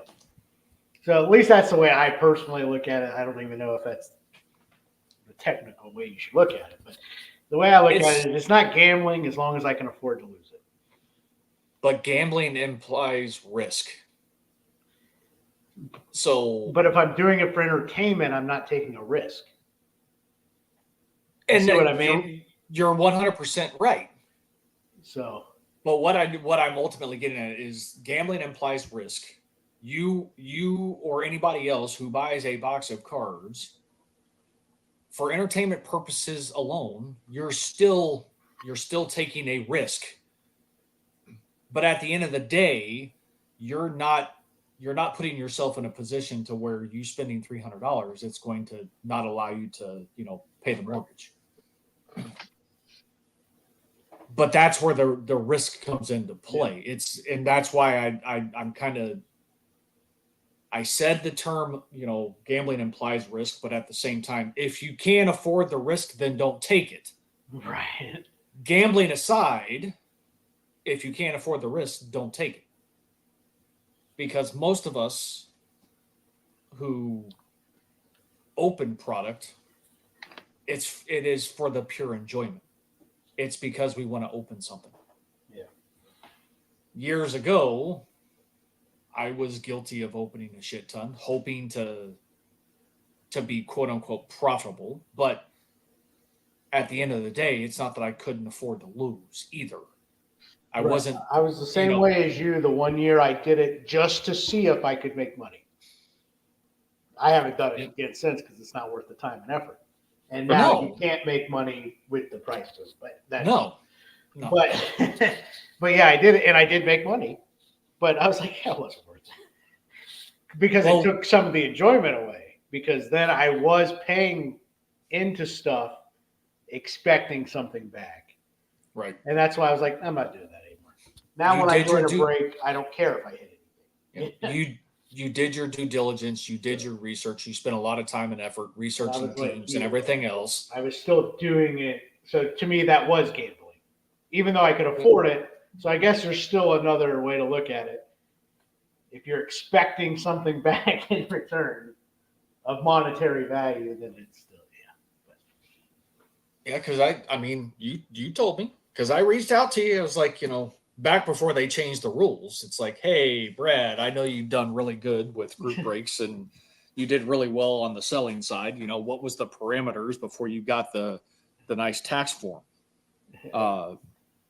But even then, back when it was affordable, back when it was cheaper, there was always people out there yelling and screaming. Why do you keep buying into these breaks? Why do you keep buying boxes? Why do you keep buying cases to open in hopes to get the cards that you want? Just buy the cards that you want. It's no different nowadays. It's, vintage versus modern versus, ultra modern. Put your money here. Well, it's the same argument. At the end of the day, who gives a shit what anybody chooses to do with their money? It's their money. If they're enjoying what they're doing, then it's none of your business. I think the Dolphins suck. You think I'm going to tell Brad that, hey, stop banking your money in Dan Marino?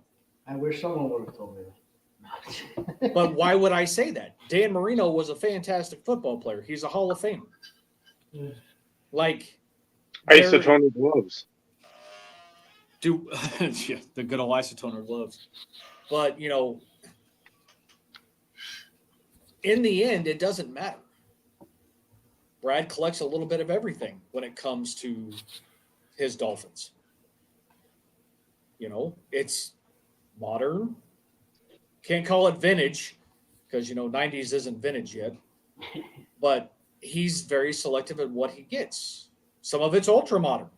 But at the end of the day, who cares? Like, it's his money. Fuck all you people to tell me what I should be doing with my money. That's why the videos that trigger me are well, what do you guys think I should collect? Oh, I get so triggered. I'm like, dude, like, no. What you enjoy, what you like. It doesn't matter what Right. anybody else thinks. Nobody should dictate or be able to have control over somebody to tell you what you should and should not do. Yep. Like, I just figured it out. Like, for a while, right when I came on YouTube, I had a quarterback collection. I had an autograph of every quarterback who was good. I mean, basically, Nothing wrong with that. Yeah, but it was one of those things. Once I got all I wanted to get, I realized, don't give two craps about this. This doesn't make me happy. It was fun to go get them. I appreciate the history, love football, right? Didn't care. I was like, I like my Bob Greasy card more than I do this expensive Sid Luckman cut autograph I have, you know? Yeah. So That's that's why these people have to do is just figure out what you're going to figure it out, what you love, you know, what makes you happy. what gives you enjoyment. And and if that means it changes every 3 months, Right. so be it. You know, it's like Michael, this film not yet rated. I have mad respect for him. You know, player collector, super collector, even though he really doesn't like that term for himself. But let's face it, he is a super collector. But his ability to, you know, get stuff that he enjoys for a short amount of time, but is willing to move it to acquire something that he wants more. And sometimes those other cards make their way back. Yep.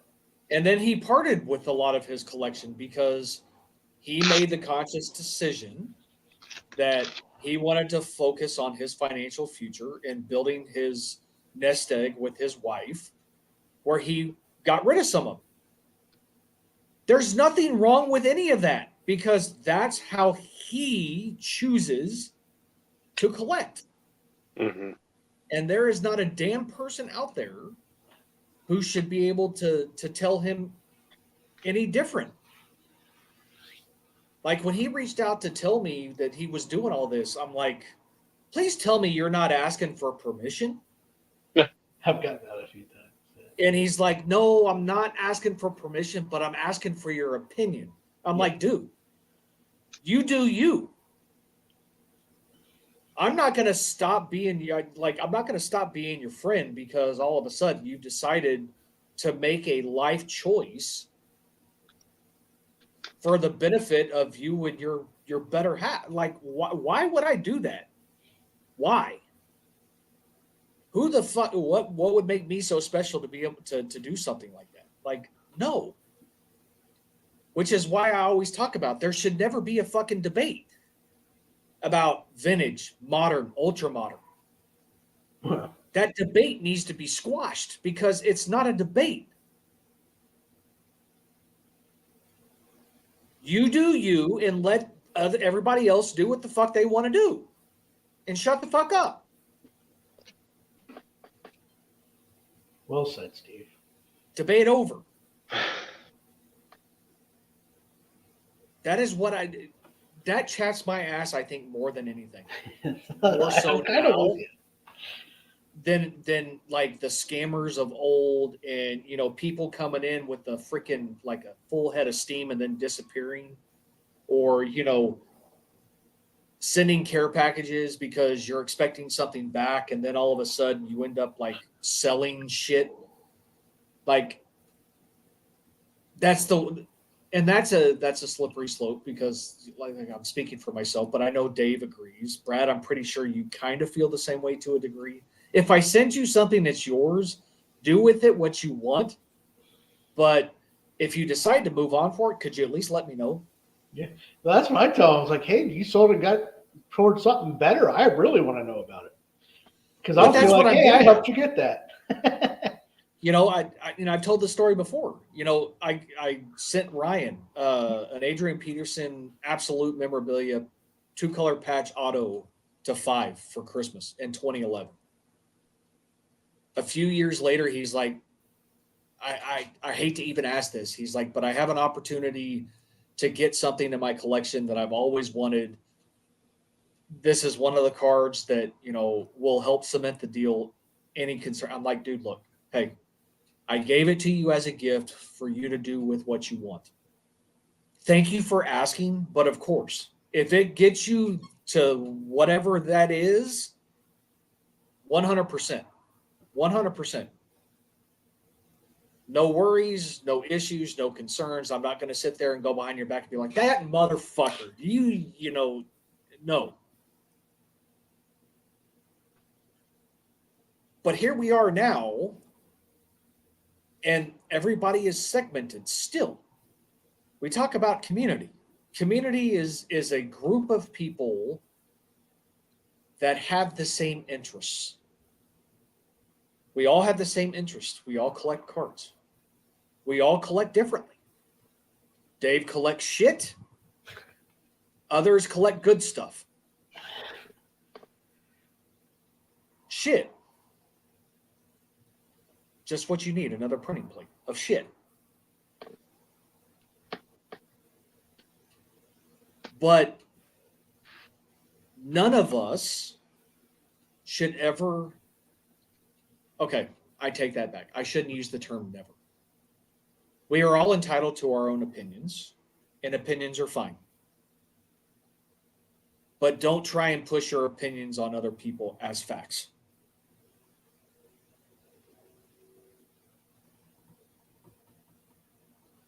If you want to put out your opinions, you better be damn good and ready to accept retorts and retaliation and or a varying opinion. Most everybody in here is vintage baseball guys. Vintage baseball guys. We love them to death. I have an appreciation for those who stick with vintage. It's not for me. I can't do it. But they enjoy it. That's what they love to do. Keep doing you. But everything I've said, there's not been a retort. And most of it's because they don't pass their opinions on as facts to other people. They post their videos about their stuff and they talk about the history and everything else. They're not telling everybody collect vintage.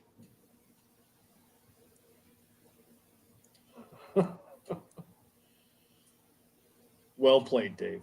Well played.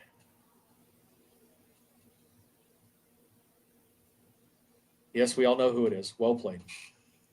I just want to make sure.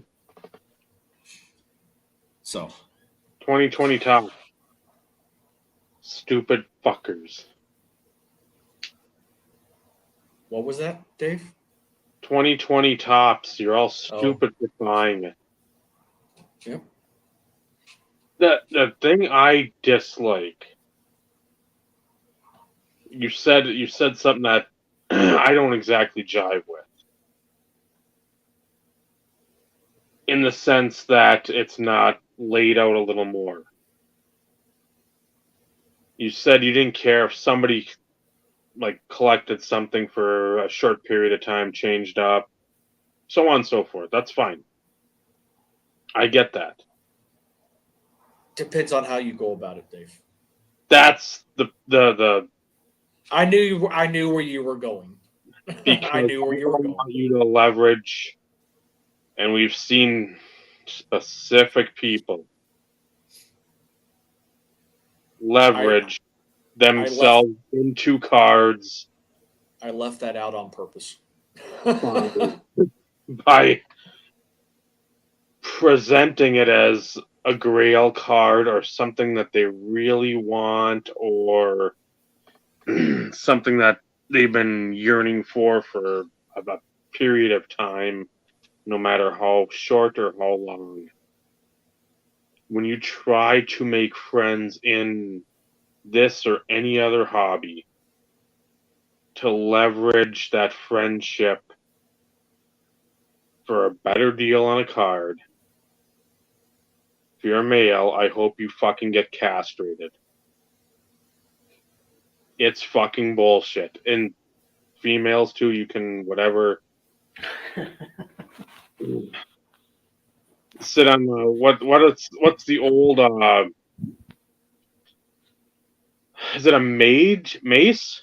The mace where like the ball and thing on the chain with the spikes coming out of it. You mean a ball and chain? Like That's a mace. That's a mace. Nice. like the medieval days. That's what I'm. Sit on that fucker. Open up the snatch and plop yourself down because it's bullshit. I fucking hate it. That's one of the reasons for next week's fucking placeholder. It's something I will always fucking hate. And there's been too many instances where, especially one individual has done that. They have constantly parlayed themselves into a good deal. We name names here, Dave. Well, if I wanted to wrestle, I'd wrestle you on a mat. Don't hide your face, Brad. It's too late. It's too late for that. Well, and I want to add to something, and I'm going to take a different approach. No. This is a family show. Hey now. I've got two Mace CDs. Then you have situations in which, and this goes on what you were alluding to. And I'm going to call out Vinny specifically. Not in a bad way. Not in a bad way. Hopefully he'll pay attention. Soapbox, get ready to extend. You have somebody like a Vinny who very giving, very, very giving, and has been because that's part of his nature. And this is one of the things that I've always got on him about, when he goes to the extreme, he goes to the extreme. And I'm specifically going with Christmas. Like a Mike, like a Vandal. It's like, step it back some. Step it back some. There are people out there who are going to see that. They're going to try and wiggle themselves in. That's and take advantage of people who are giving in nature. That's been a thing even from when we first started. Oh, this big popular guy, 1,200 subs, 1,300 subs, sending out all this nice shit to people, not realizing that they're friends or what they would consider extended family. And then they try and interject themselves in there and asking as if, oh, just because this guy's sending hundreds of dollars worth of cards at the time, he can afford it. Send me stuff. Send me free shit. Send me free shit. I'm a kid. Send me free shit.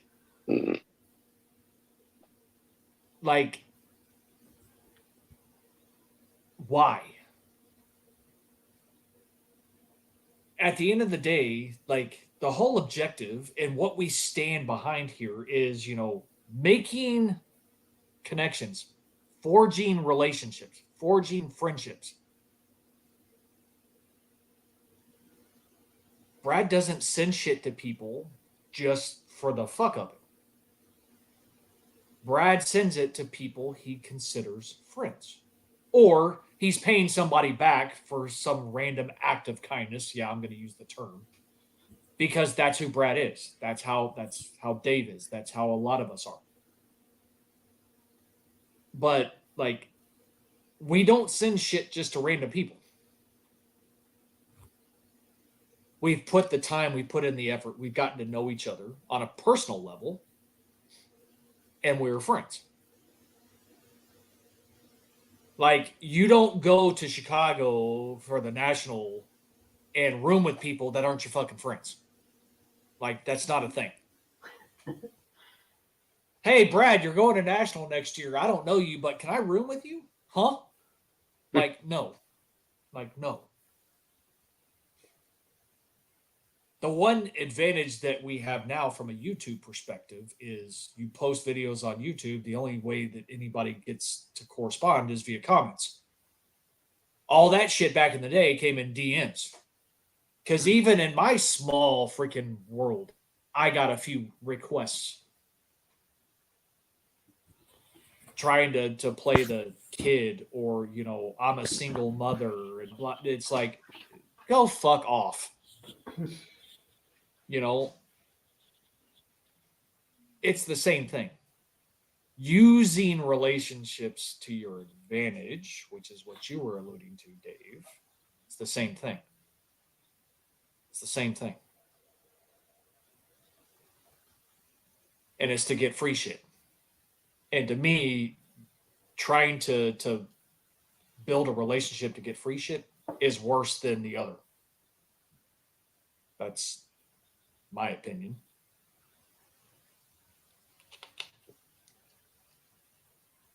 You probably would disagree with that because you would put them probably on the same playing field. Yeah, if you're trying to get free shit for anything and it's to benefit you and not to actually forge that relationship with someone, go fuck yourself. I mean, it just and if you're gonna be a douche and ask for free shit, doubly go fuck yourself. I mean, nobody wants to hear that. Again, just because, again, the big guy back then, sevens, if he forged some sort of relationship with you, again, good, bad, and different, you got something your way. At some And, point, yep. Yes. Yep, at some Again, point. there's a lot of us in that he had his group, and then he had a lot of people just knew him because, again, if you were in the community then, that was the guy you knew. Do outlandish stuff on video, loud, tattoos, bald, brash, again, outspoken. You didn't have a ton of those guys then. You had one of him, and then you had other people that had characteristics of him, or some of those characteristics. So again, that was the guy that stuck out, run a contest every few months, just keep generating some interest. You knew the regulars would get in, and you'd hope that 5, 7 new people maybe come in. That was how we tried to grow the community. And get more videos posted. Yeah. I mean, so you had shit to watch. You weren't watching the same fucking trash every week. Hey, what's your top 10 card sales this week of the 1975 top set? What's your fucking 1970s top 10 cards that fucking sold this week? What's your favorite card in your collection? Nobody fucking cares. You've fucking done 50 videos on these. Everybody on the fucking YouTube platform has done this shit. Be fucking original or do something different that hasn't been done in a fucking long time. Nobody out there is doing that shit. It's so fucking mundane. It's so plain. Wow, I got this card in. Well, let me stick a finger up your ass. Who fucking cares? Seriously. The contests are the fucking worst. Well, back then, you got to show some fucking people a different side of you. I know people don't want to show that shit now, but it fucking makes for a boring ass community. Hey, let's fucking make all these cool edited videos. Wow! Put my fucking picture in the corner. Put my picture on a penis. Who fucking cares? It's dumb. And people are fucking jerking off over this shit to each other. Nothing is fucking original, and you're seeing the same bullshit. And people are fucking Barry Horowitzing. That's all it is. Hey, you get a pat on the back. Hey, you get a pat on the back. Hey, that's a great video. Great editing. I love your light. Your camera's fucking great. Shut up. Do something fun. Do something different. I can't So, wait Dave, for I can't wait for the Hall of Fame videos because that's gonna be another fucking circle jerk fest with the fucking same bullshit that we have. You want to talk about audio that sounds like shit? I'll fucking give you some audio that sounds like shit. You used to have, again, you look at Seven's contest where it was, you had an initial video, and that's the where the mule milk was in, and my shower video. My shower video was the initial like entry into the possibility of being in like the 16 voted into whatever, like because it was coming up on March Madness. I think this was like in January sometime, the end of January. So you got into that. And then I can't remember who I faced. Somebody in the Midwest, a Cubs guy. But I did the mule milk one. And then I had fucking internet trouble, so I couldn't do a third one, which sucked because I wanted to keep going because that's stuff I like when I'm in the mood. When my mind is right, that's what I love to do. Push the limits of fucking creativity with the creativity I've got. And that shit was, you had all kinds of stuff going on. Because people knew that to win, because it was voted on by your peers. yep. Guess what? If you didn't fucking come with your A game, you were going to get fucking kicked out, or you were going to lose, but I mean, you were going to get destroyed. Like, other guy by a landslide. And today, it's nothing. Show me your best card. Show me why you like this card. Show me why you like your butt hairs. I don't care. But on the flip side, I agree with most everything that you say.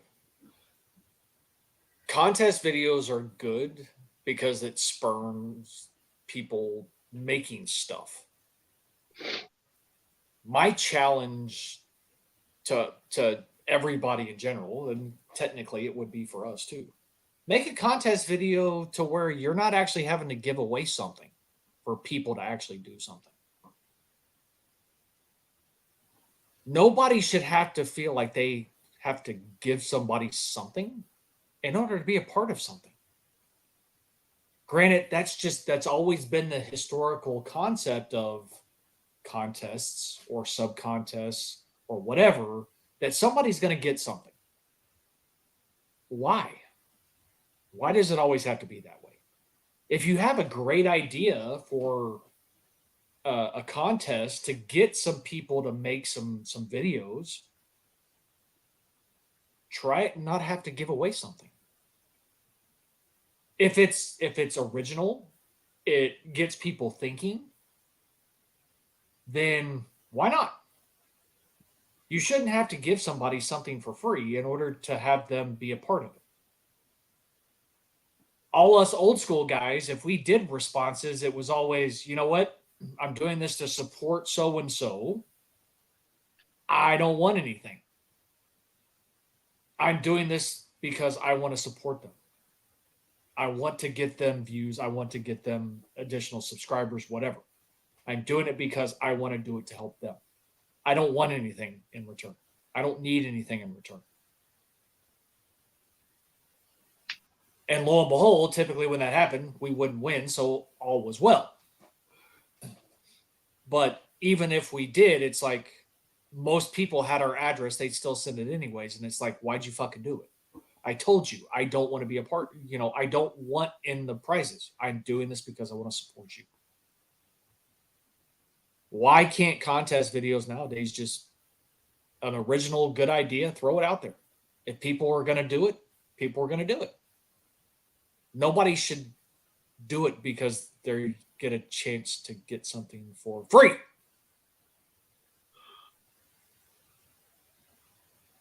Just throwing it out there.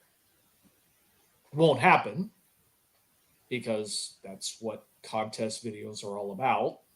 It's all about prizes. No, forgo the fucking prizes and see what happens. Yeah, you don't incentivize their time, so well, I'm so busy. Like, you can fit a 5-minute video into your fucking hectic day of sitting in your card dungeon. Believe me. If you've got time to look up the fucking top 10, top 20 prices of fucking cards, edit that in to a 15-minute video. You've got time to make a fucking plain Jane 5-minute video. If you've got time to make a 5-minute video with prizes, you can do it when there's not prizes too. So the So real question is who has a good contest idea? I don't. So I'm not one I don't either. that brings to I the thought table. of this a That's- few months back, like, oh yeah. And I just didn't really haven't come up with anything. And that's the thing, because a lot of stuff has been done. But, you know, and look, and I don't care if something comes out of this for anybody who's still hanging out here watching. You know, we talk about community or the community. You want to put something out there? Make it community focused. Make it to where people actually have to get out of their comfort zone and tell some stuff about themselves that nobody else fucking knows or very few people know. You want to build it? You want to make it better? There's an option.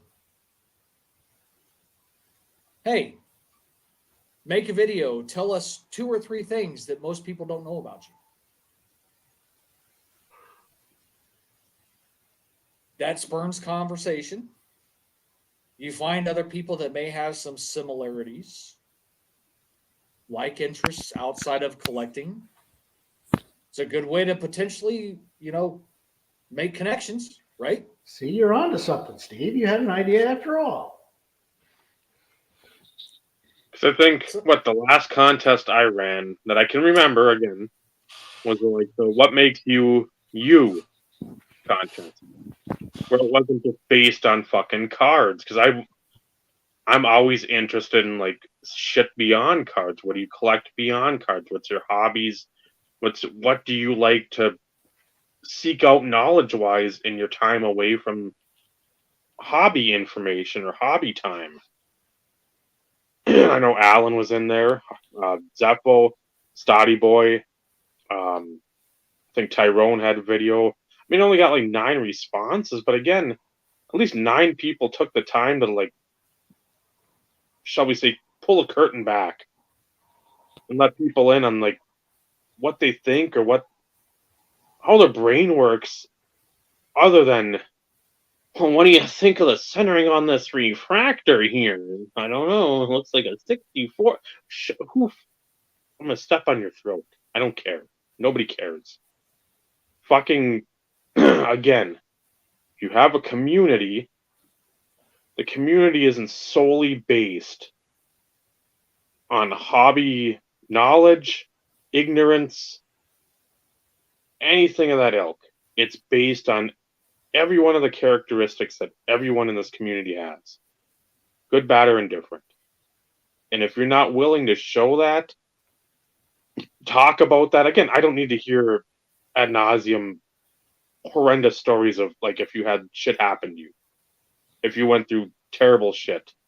But again, if something forged your thought process off of that, that's what I want to hear.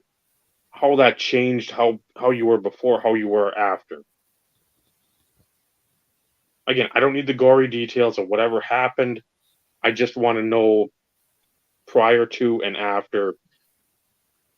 And do you ever see yourself possibly going back to before? But it's stuff like that where I'm a big psychology person. My dad was a big psychology person. I don't sit there and it's face value. I don't do that. I can't. My brain doesn't allow that. So when I see the same shit over and over in the feed, and you see the suggested videos, and it's the same fucking trash,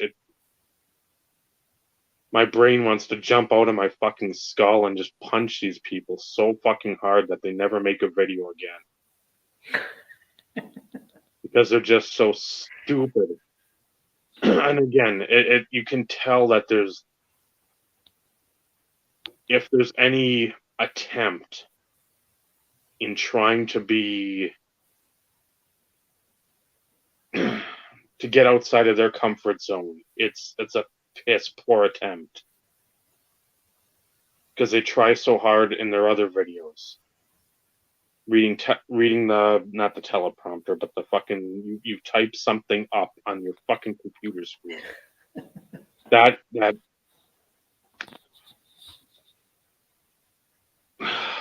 2025, baby, it's gonna be fucking hell. Everything's off the cuff here, man. Including videos. Because even after all these years, they still suck. Yeah. But you know what? Make crappy videos. I don't care. Like,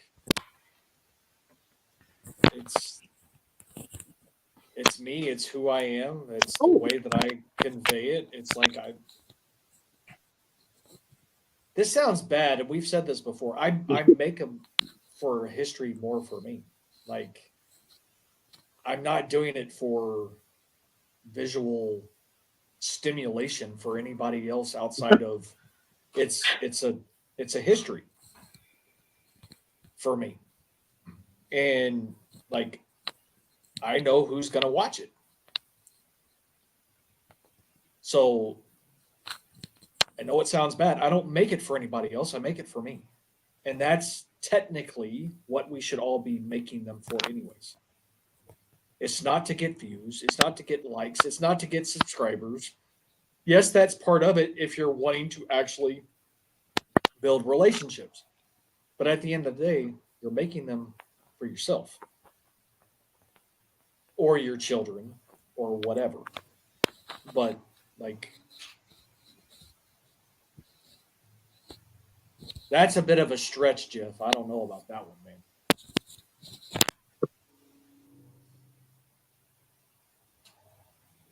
Anybody agree? Disagree? Oh, I agree. I mean, there's that's people pretty who want to sit there and again, I like my boy Eric, but him saying it the other day after, I don't know, some Twitter collector passed away unexpectedly. And then all of a sudden everybody jumps on board and said, yeah, that's a great idea. That's a great take on it. I've been fucking saying that since literally day one. You see my videos. They're all shit. Every fucking last one of them is an unwatchable fucking pot of diarrhea. It's for my kid. It's for family. For whoever chooses to watch down the road. They can look up my name. And that was another reason, too, to change the name from fucking Josh Johnson 55 to my nickname. And then me. You can find it. It's easy.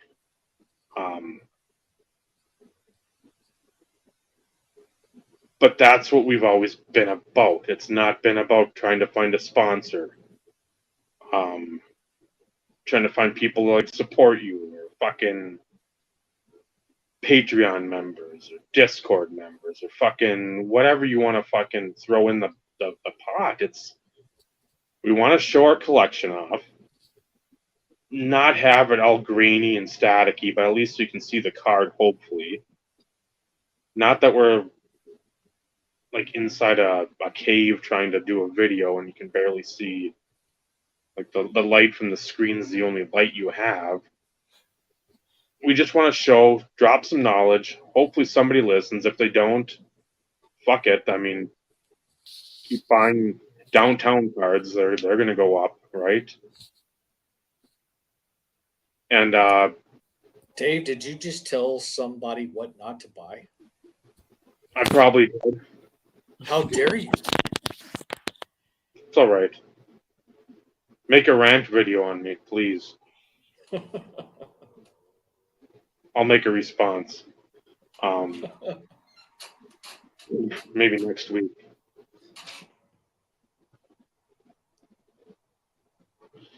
But yeah, it's the more editing I see in videos, the less I tend to get behind the person that makes those. Like, yeah, you want to make a good video, that's great. A good video doesn't mean you have to sit and edit everything. It doesn't mean you have to read off a computer screen a pre-typed soliloquy. Production quality for a lot of this is irrelevant. And I get where some people I'm like, that's gonna be they need to make it up to their snuff with the stupid microphones, the headphones. You get the old school mic, whatever. But again, if that's going to be the main focal point of you making videos, is making it look professional instead of actually coming off as somebody that seems to be a human instead of an AI generated super collector, then there's no way that I'm gonna personally have any vested interest in you ever. Again, not that anybody's gonna care about that, because I may have an opinion or two that I let be known, but Well, let it be natural. That's kind of what you're getting at. Like, oh God, if you, and we've said before 1,000 times over, we've said on our own channels, the toughest video to make is the first. A lot of people aren't super comfortable. Again, it takes them completely out of their comfort zone. But in the same regard, if you've got a passion for something, don't let that passion fester inside. If you want to get out there, guess what? There's going to be somebody else that enjoys whatever you're passionate about. Building model ships, building paper airplanes, or playing checkers, whatever it is, origami. It doesn't matter. Put your stuff out there, and again, if people are going to always hate, no matter what. Who fucking cares about those people? Those people should have been aborted a long time ago. They've got their own issues. keyboard warriors. Yeah. Let them fucking do whatever. Don't let them douse your passion for whatever you've got. Because again, that's always the first step. We've said it, we'll say it till we don't remember what to say anymore. Because that's one thing. If anybody watches this, good fucking God, more power to you in the archive. But make the video, even if you're doing it like this. Even if you got the camera turned around like Ed did for how many years. Do that. Just make sure that if you've got knowledge for something, let the world know. Even if it's a small part of the world. There's your positivity. See? Glad I was sitting down for that. I know. If you're standing up in the kitchen, you might have fallen over the Arbor Day wreath. No Arbor Day wreath. Hey. You have to. No, don't got one.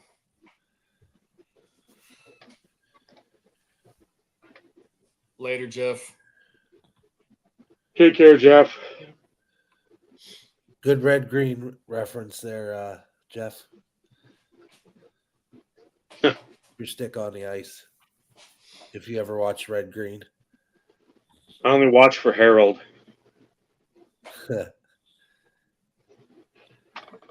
It was. I haven't watched that show in Oh, that was a 20 show. years, maybe. At He least just 20 years. retired like 2 years ago.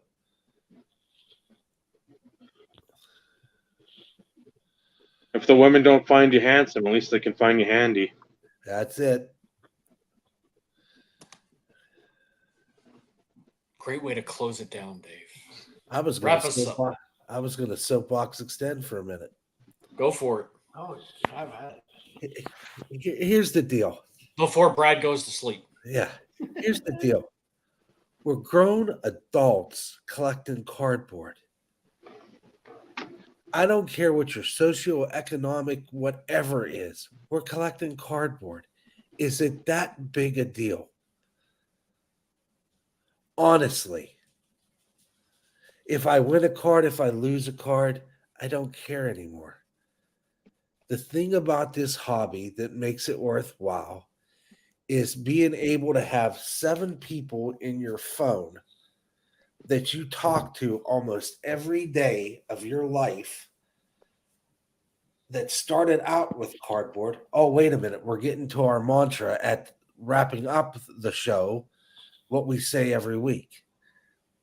None of this matters unless you got here, Jeff, we'll give a Shorzy reference.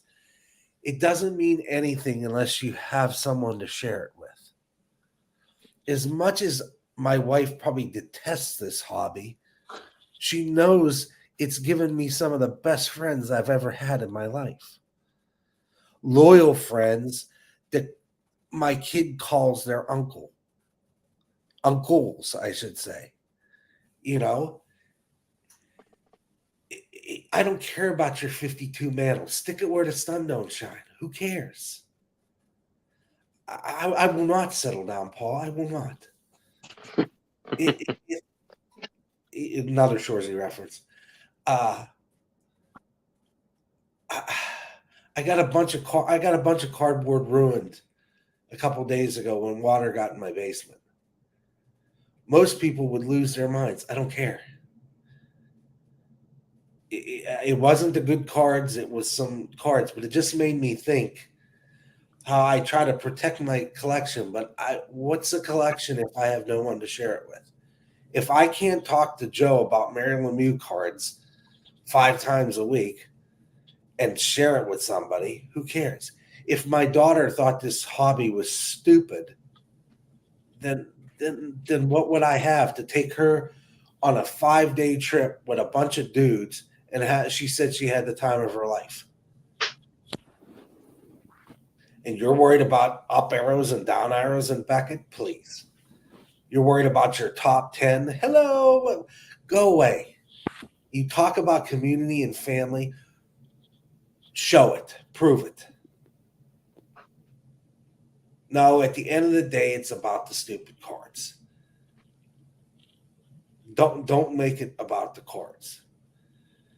And yes, I give stuff at Christmas and it makes me feel great. But I do it not because I'm giving out a bunch of stuff and I want recognition and I want everybody to see, look what Vinny bought. I don't care. I do it because they're my family. I don't care about this cardboard. I got some cool cards. I love them. I got 2,133 Lemieux cards unique. Ooh, whoop-de-doo. But I would have never had the fun I had if I wasn't sitting around one night and Dave Archer told me what the difference was between a superpower or confirmed, what the difference between a regular lethal weapon was and a lethal weapon superpower. And then I met Steve. And then I met Paul. And then I met Joe. And then I met Bob. And this is my family. I don't think of them as a bunch of guys I hang out with. These are people I talk to every day.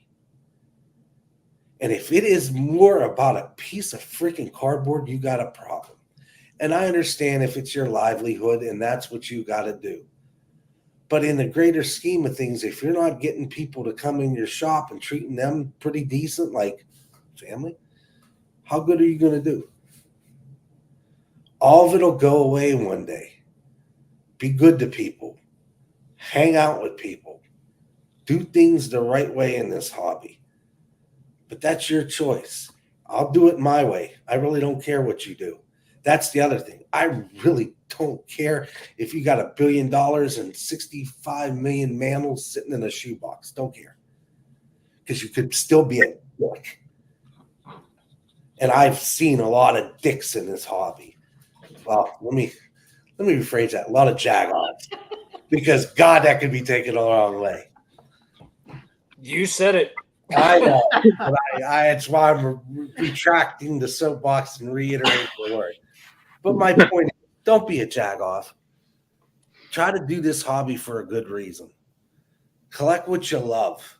Enjoy the time with the people that love you back, that you've met in this hobby, and you have a heck of a time. When you're sitting in a McDonald's at 11:30 at night in Rosemont, Illinois, eating a double cheeseburger with no pickle, and you're sitting there with a bunch of guys and your kid, and you're just having the time of your life, that's the moment that matters. Not the cardboard. Soapbox retract. And there you have it, folks.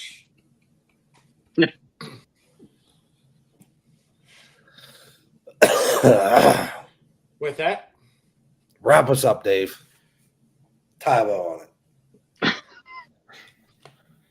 So, thank you, Brad. I'm sure you're just tickled beyond pink to have been on this episode.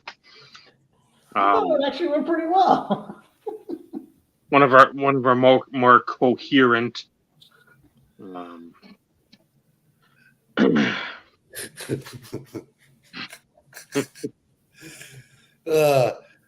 Nomenclature is important. Nomenclature is important. This is correct. Thanks for Brad coming on, talking a little NFL, talking a little betting, indulging himself in some old school ranting, quality ranting, not the stuff of today that's Oh yeah. the bullshit ranting. Thank you, everyone, jumping in, chatting with us, sticking through the muddle. Yeah, always make it easier for us. So, placeholders up for next week. I know Steve's going to try to talk me off the cliff. Good luck.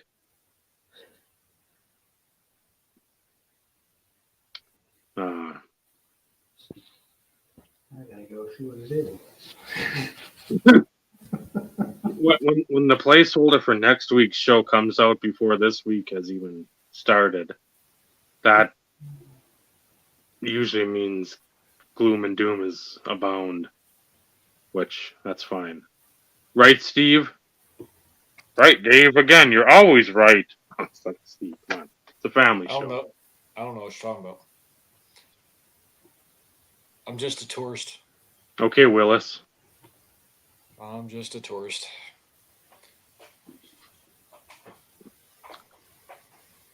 You're going to have to push the button when I get done. Remember that. Okay, I'm just... I remember. Brad's taking a peek now, I think. Yeah, that's what I was curious. You got to read the description, too. That's another treat and a half.